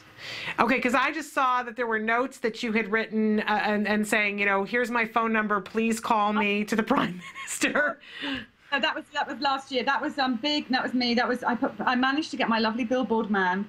He put up billboards all over the country that said, I can help you cut the divorce rate in England. Just give me a call. I'll let you know. I mentioned autism on there because I thought they're not going to be interested. So I had it all, and then I said, I can help get people back to work. Give me a call. I can help you, and I can help do. I was various 4 or 5 different ones went up there, and he met me. And he said, okay, how can I not meet you? And I love that. They didn't give us very much money, but you see, the thing is, it's so important for other parents to know that because they get so awful, some parents, they just don't get any support. So every time they see me on TV doing crazy things, I think it makes them feel they need to know they're not alone. There's so many people like them, like us all out there. Yeah, no, I think you're incredible, Polly. I'm a big fan. I think, it takes a certain amount of, chutzpah, I guess is the word that they would use. But like I said, I'm so glad you're on my team. I think that's a wonderful thing, and you do things with passion and with flair that are absolutely wonderful. What's next for you? What are you going to be doing next? Well, we are at the moment, I probably shouldn't be talking about it, but I'm going to. Okay. That's the kind of girl I am. But yeah, we are in talks at the moment with a major network on doing a sort of a makeover for autism show. So basically we go into people's homes and we try and change their lives so that it shows people how you can get through and how you can get help to your family. So I really hope this comes off, because it will help so many people if they can see how things, can help, whether it's diet or education or simply just managing finance. I mean, so many of us parents are just struggle with all of these things on top of the autism, sibling support. So that is our next project, and it's pretty much there nearly, so it's quite exciting, very exciting. Well, I hope it goes through. It's something I would watch. It's something that we all need. We always do a question of the day on the show, and today our question was, if you had $1 million to spend, how would you spend it? And Polly, you should read the responses that we got from our families saying, if you'd asked any other community, they would have come up with, oh, I'd buy a new car, or I'd do this. And you have people saying, I want to start a trust fund for my child, or I need to get, some sensory-friendly room for my child, or, I want to be able to buy a house and not have a house payment so that my kids have a place to be and be safe. It's really amazing, or just to be able to pay for medical bills. So to have a makeover show where you go in and help a family remake their life now with autism, I think it's brilliant. Well, we've filmed 5 families already, so we've done 5. And in 3 months, and we're not talking about curing autism. Let's get that absolutely clear here. We are talking about just putting families on the right track. Well, if there's anybody who can do that, it's you. Well, I'm not an expert in autism. We got in the experts. In this country, America has got so many amazing autism organizations and experts. I mean, it's here. It's all here. It's not rocket science either. People just need to be shown. And I think we need a little bit more government support, especially here, actually, at the moment. We've got it a little bit in England. Long way to go, but I think we need a little bit more here. Is that rude to say? Absolutely. Well, maybe you can get the attention of the powers that be. I don't know. Are you willing to take your shirt off again, or is there some note that you could be sending to our leaders? We're about to have an election, and I would like for them to be having these kinds of conversations about autism. So maybe we need to have a meeting of the minds and see what outrageous thing you can get up to, Polly. Okay, well, we were already looking at how many millions of votes autism is worth in this country, and your leaders, they really need to look at that, because that definitely swing it for them. But as I said before, I think it's really important that the amazing autism organisations in America and around the world are all doing a fabulous job and all deserve support. It's a big team, and I don't know one organisation that's not doing something to help autism. I agree. Well, Polly, thank you so much for taking the time. I know that you've got kids to get back to, but I'm glad that you guys are having a wonderful visit here in the United States. And anytime that you're in LA, come by and come in the studio so we can be face to face. That would be fabulous, definitely. We'll definitely do that. We'd love to have you anytime. And we'll be in touch and talking to you about all these different networks. And let's run down them really quickly once again. If somebody wants to know about Autism Media Channel, where are they going? AutismMediaChannel.com. Okay. And for the Autism Mothers TV?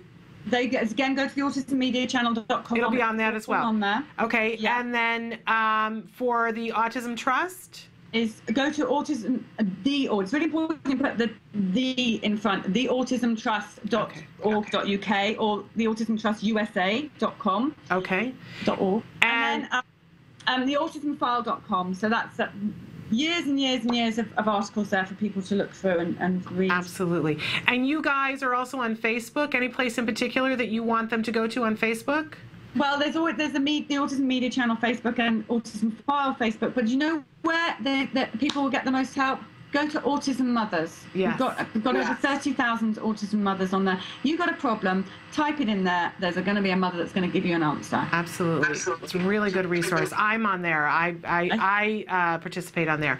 So absolutely wonderful. And again, you've got this event from 12 to 3 at the Spider Cafe?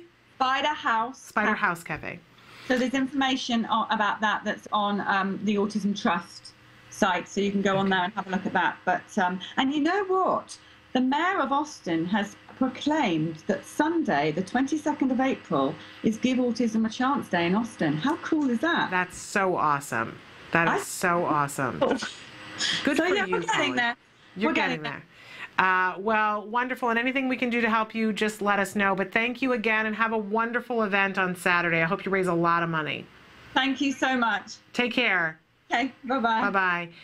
So again, wonderful autism mom. I said inspirational, boy. There's no quit in that woman. And, you know, if you want something done, and she can do it. So absolutely wonderful. I think they, but looking to see, they said there was a question. No, but in any case, so wonderful to have the opportunity to meet with her. I hope that you guys have some new resources that you can look at, especially for our friends who are in the UK, but as well here, you can get the autism file here. And I encourage you absolutely to be on the Autism Mothers on Facebook. It is a wonderful place to be able to type something in and get multiple responses from people. You know, I'm always saying to you, have a local support group that you can talk to about, you know, who is the best dentist for our kids and who, you know, can deal with haircuts and that kind of thing. But you want to have one that's more global for the bigger ideas, for the bigger questions that you have that aren't location specific. And that Autism Mothers on Facebook, it's a wonderful, I follow that frequently and see a question that somebody writes in or a difficulty that somebody's having or something that they want to vent, and it's wonderful to see the interaction that happens as a result of it. So kudos to Polytomy. There's a mom who, man, is making a change in the world. We can't all do that, but what a wonderful thing to be on the same team with her. Let's take a break. And when we come back, we're going to talk about the myth of the day before the end of the show. Stick with us. Back in just a minute.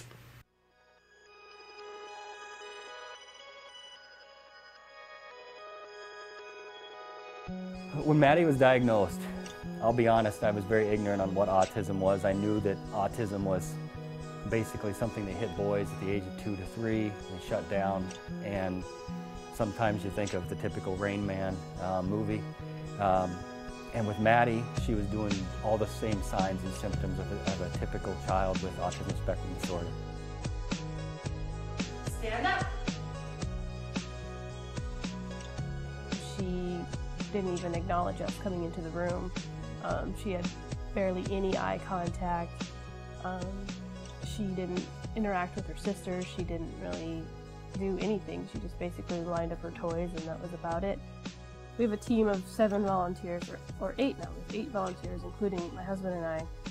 And I'm the team leader, and so I do all the curriculum and get everything ready each week.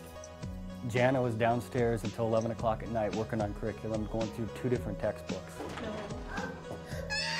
And then we, as a group, meet on Monday nights, and we would go through what the curriculum was from Jana. And a lot of times we would go, well, how exactly do you do that? How do you sit her at the table and do this trial base?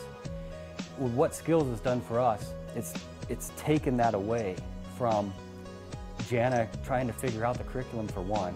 She can go down, or even our laptop, and she can sit down and through all these questions, it comes up with the different programs. At least for me, it was a relief off my shoulders. I was worried that I might be missing something. Missing a curriculum that maybe she needs to know, where Skills, they have every possible thing your child needs to know from 0 to 7. They have a program for that. What noise is this? Good job! Every program that we did with her, I knew it was specific for what she needed to learn. Because before Skills, it was a lot of, okay, well, is that really age appropriate for a 2-year-old? You know, because it's not generalized. It's anywhere from 0 to 7. This is what your child needs to know in most manuals you'll find. But for this, okay, yep, she should be learning this. And no, she's not 4 yet. She doesn't need to know that yet. We are so fortunate that Jana was able to attend a conference put on by CARD that opened the door for Skills, and that there's no looking back for us. We started using the program in November. It seemed like by January something just clicked, and she has completely kind of came out of her fog that she was in for quite a while. I have never read a documented case on any child that has not benefited anything from applied behavior analysis, and now with this new Skills and being, you know, like the E version of ABA, I can't imagine it doing anything harmful to their child. It's nothing but exponential growth for us. To see her now, it just blows us away. I mean, we call her our little miracle child because in 7 months' time, she's just blossomed into this normal, functioning child. And suddenly, we joke about it all the time, like suddenly we have twins. If you're even thinking about doing it, do it. Because the absolute worst thing you can do is do nothing at all. And even if you use this program and it's just a single mom or a single dad working in the evenings with their child, this program is going to benefit them. It's going to show you where they are, it's going to show you where they need to go, and it's going to show you what skills and how to get there. It is an online book on how to help recover your child.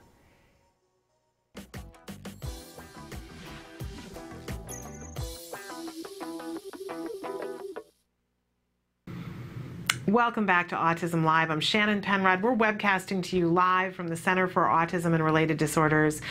Just had a wonderful, wonderful interview with Polly Tomey from the Autism File and the Autism Trust and the Autism Media Channel. Really remarkable woman who's a can-do kind of person. Aren't you glad she's on our team? I'm glad she's on our team. In any case, a couple of minutes here. We didn't get to the myth of the day, so I want to take a second to talk about the myth of the day, that ABA will turn your child into a robot. This is myth number 1 on the Drive Shannon Crazy list. And one of the reasons why I talk about this from time to time is because this is what was said to me by the person who diagnosed my son on the day that she diagnosed him. I said, what about this ABA thing that I keep hearing about? And she said, oh, don't do that. Don't do that with your child because it will turn him into a robot. And that is such a negative for me. I don't know about you as a parent, but I thought, oh, you know, I don't want a robot. I don't want a robotic child that just has these robotic programmed responses, right? And so I didn't get on a waiting list. And I didn't pursue it. And I didn't, you know, I had somebody, here's how bad it was. I had a funding source who was saying, now you realize when your child turns 3, you don't get access to anything anymore unless you're getting ABA, because in California at the time, that's how it was. And they said, you know, and we will fund ABA for you. They weren't saying how much of it at that time, but we will fund ABA for you, but you know, you have to meet this criteria and be willing to do it and be gung-ho about it, because we're not going to pay for it if you're not going to do it. And my first response is, no, I think we'll pass, because I didn't want my child to be a robot. And so then several months later, when I was thinking, okay, what are we going to do? And had the opportunity to meet a family to see what they were doing with ABA. And it really was one of those miraculous things where the universe said, I'm going to throw this in your face so that you see it. And it really was miraculous. And I said, what your child has is what I want for my child to have. And I said to them, how did your child not turn into a robot? And they said, robot? Oh, no. That's if you're getting bad ABA. You don't want bad ABA, you want quality ABA. And they're the ones who gave me the phone number to the Center for Autism and Related Disorders. And the rest, as they say, is history. But it really is something that strikes very close to home for me, because I think, you know, what would have happened if I had only listened to that developmental pediatrician who had been working in the field of autism for 50 years? That's who said to me, ABA will turn your child into a robot. And she had bad information. It would be all too easy. And I walked around for a year being furious at her and thinking, you inept, incompetent, right? You know, and a bunch of other words. It would be all too easy to come to the anger and go, you almost cost me a whole lot, right? But she meant well. Let's remember, she thought she was giving me information that she thought was accurate. It wasn't. And I just want that to be an example for all of us to remember that sometimes you're out in the world and getting information from supposed experts, but they've gotten misinformation. They can't be all places at all time. I really encourage you to contact your local support group and say, who's doing ABA, who does quality ABA, and we're going to talk about what constitutes ABA again. Quality quality ABA, but ask them, can I come to your house and see, can I observe a session? Can I see what happens in your home? Because you know what? Somebody's going to say yes. Somebody's going to say, yes, absolutely. Come over and look at what's happening in my home, because I want you to know how much hope and how much promise. You know, people did that with me and said, I don't know about the ABA. And I said, oh, come over. Don't take my word for it. Come over and see what's. Now, I'm not having ABA anymore because my son has graduated. But there are other families who are. And if nothing else, you can tune in now on the A Word and drop in on that family to see the progress that this little boy has had in 6 months' time. If that's not compelling to you, I don't know what would be. So let's talk about this myth. ABA will turn your child into a robot. It's just a steaming pile of poo, because quality ABA therapy strives for that all-important, what we talked about earlier, generalization. The only way you would get a robotic response is that if all you ever did was teach DTT and you never did any natural environment training and you didn't plan for generalization. And there have been some people who gave some shoddy ABA, and so then you got kids who you say, how old are you? And with no, our word for the day, prosody, these children would say, I am 5. And that's it. And they could only respond if you said, how old are you? Not, so, you know, how old are you going to be on your next birthday, right? If you're doing quality ABA therapy, that's not going to happen. You're going to do lessons on prosody. You're going to do lessons. Everything is going to be planned for generalization along the way. Everything. Right? From that first moment, so that the child is going to be able to not only learn the skill, but apply it in natural environment settings, and then be able to apply that knowledge in other things. I have here a picture of 2 people driving the car. You know I love my car analogies, right? Because we teach things and strive for generalization, and we teach things in a really specific rote manner all the time that turn into fabulous skills. And my example that I always go to is when my mother taught me how to drive a car. Because, and think about, most of you drive cars, and think about when you learned how to drive a car, and it was very step by step. Your hands are at 2 and 10. You're looking in this mirror, you're looking in this mirror. Step 3 is, you put the car in gear and you put your foot on the brake, right? And we learned it in this very, it's a foreign behavior to us, right? But we learned it in a very step-by-step process. And I don't know about you, in the beginning, I was like, is this ever going to feel natural? Is this ever going to be a skill that I possess because I have to think through all of the different elements of this?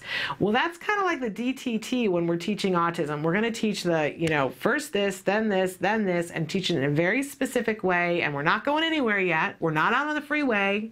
We're in the driveway. We're not even in the parking lot yet. But eventually, once the student starts to say, okay, I've got a little bit of finesse going on here, you're not going to stop teaching somebody how to drive with that lesson in the driveway. That would be ludicrous, right? You take it from the driveway to the parking lot, and you start to drive in the empty parking lot early on a Sunday morning when there's no other cars around, right?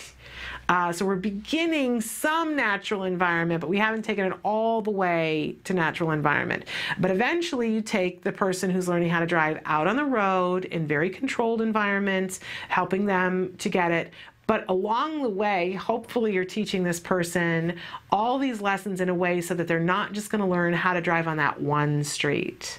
They learn the rules of the road, that when you come to any stop sign, this is how, and then you take them to multiple stop signs, and you take them through multiple traffic lights, and you say, today we're going to drive a little further out into the world and apply what we learned, because what you want is somebody who eventually can drive on any freeway, in any city, anywhere, and apply the rules of the road. We wouldn't want somebody who could only drive in one neighborhood. Well, this is how we want to think of ABA. We start DTT, and we learn the very specific rules in a very controlled environment, and then we plan for generalization. So we branch out from there, and we try it. We used the example the other day, earlier today, of toilet training. So we try it in a different bathroom. Hey, guess what? It still works here. And then we take it out to a public bathroom. We take it to somebody else's house, and then the store, and these different places, because we're planning for generalization. That's quality ABA. And when you do that, you don't get a robot, you get somebody who's virtually, in a lot of cases, I'm not going to say in all cases, but in a lot of cases, you get somebody who is virtually indistinguishable from their peers, at least with that skill set. It's a wonderful thing. Don't be worried about robots. You're not going to get a robot if you're using quality ABA. And we'll talk endlessly about the different ways that we can, but generalization, I got to say, the biggest one. Okay. So we're at the end of the show. You know I like to close out the show with a little parent-to-parent moment. And we had a lot of things that we talked about today. Want to remind you that tomorrow we'll have Dr. Jonathan Tarbox at 11 o'clock talking about research, but in a parent-to-parent moment, just want to be able to say to you that I know that there's challenges that you're facing today, and I can't possibly begin to know what all of the challenges are. But one of the things that I shared today, that in my darkest moment of I don't know how we're going to be able to go on, the answer came instantaneously, you know, and maybe it was just a small answer, but it was huge to me. And I know that whatever you're going through, if you get into that mindset of we're going to make it work no matter what, we're going to hang on to people around us, we're going to make it work, and we're going to believe that it is workable and get that can-do kind of attitude. Look at Polly Tomey. Oh my goodness. She's saying, I want to talk to the Prime Minister. And, you know, so how can I go about this? Well, what if I put a billboard up? You know, it's a little on the crazy side, but I love it because it's how it gets done. And sometimes we have to think a little outside the box. And a lot of times, we have to ask for help. Don't be afraid to ask for help. Don't be afraid to ask us here. Don't be afraid to ask your local support group. Don't be afraid to ask for a grant. And don't wait. Don't think, well, it might get worse. Maybe I want to save the grant. Ask for help now. The help is available. There are people who want to hold your hand through this, and I'm one of them. Stick with us. We can get through this. I promise you. Okay, this conversation is going to end, but as it does, the global conversation continues. So many different ways to watch us, so many ways to get in touch with us. You can email us. We're going to cycle through some of the different ways that you can get a hold of us. So there's the email address. You can phone us. You can Skype us. You can Facebook us. You can tweet us. We really like your likes on Facebook, and we appreciate any time you converse with us and let us know how we're doing. If we're meeting your needs, that's great. We'd love to hear that we are. And if we're not, tell us we're not and tell us what you need. That's what we're here for. We want to help you to be the most efficient, the most effective person that you can be on your child's team, because we know what's possible. And that's worth getting excited about. So I hope you're excited wherever you are. I hope you're getting that mindset of this can do, because we can. You know, for my friends here in Los Angeles who say, si se puede, we can do this. We absolutely can. And we can do it together. So we have to stick together. Want to remind you that tomorrow, again, Dr. Jonathan Tarbox is going to be with us at 11 o'clock talking about research topics we always love when we get to the end of the week and we have the opportunity. We may have another guest earlier in the day. I don't know. We're working it out in terms of schedules. But also want to remind you that if you want to be on the show, you got a topic that you want to be talking about, something that's happening in your neck of the woods that you feel needs some attention, we want to hear from you. Let us know so that we can be talking about it, and we'll have you on the show to talk about that thing as well. So wonderful day tomorrow, Dr. Jonathan Tarbox. Also want to be reminding you that as there are some changes happening here, but stick with us because we've got more really good things happening that are coming your way, more interesting topics, things that are a little bit more specific that we hope are going to be able to help you on this road, on this journey that you're taking. So take a look at all the different ways that you can be watching us, and don't forget to participate in the conversation. I know sometimes we think, oh, I don't have anything to add, and yet you really do and can be helpful to other people. We're at the end of the show, but as always, I want to remind you to please give your kiddos a hug from me. We'll see you tomorrow at 9 a.m. Bye-bye for now.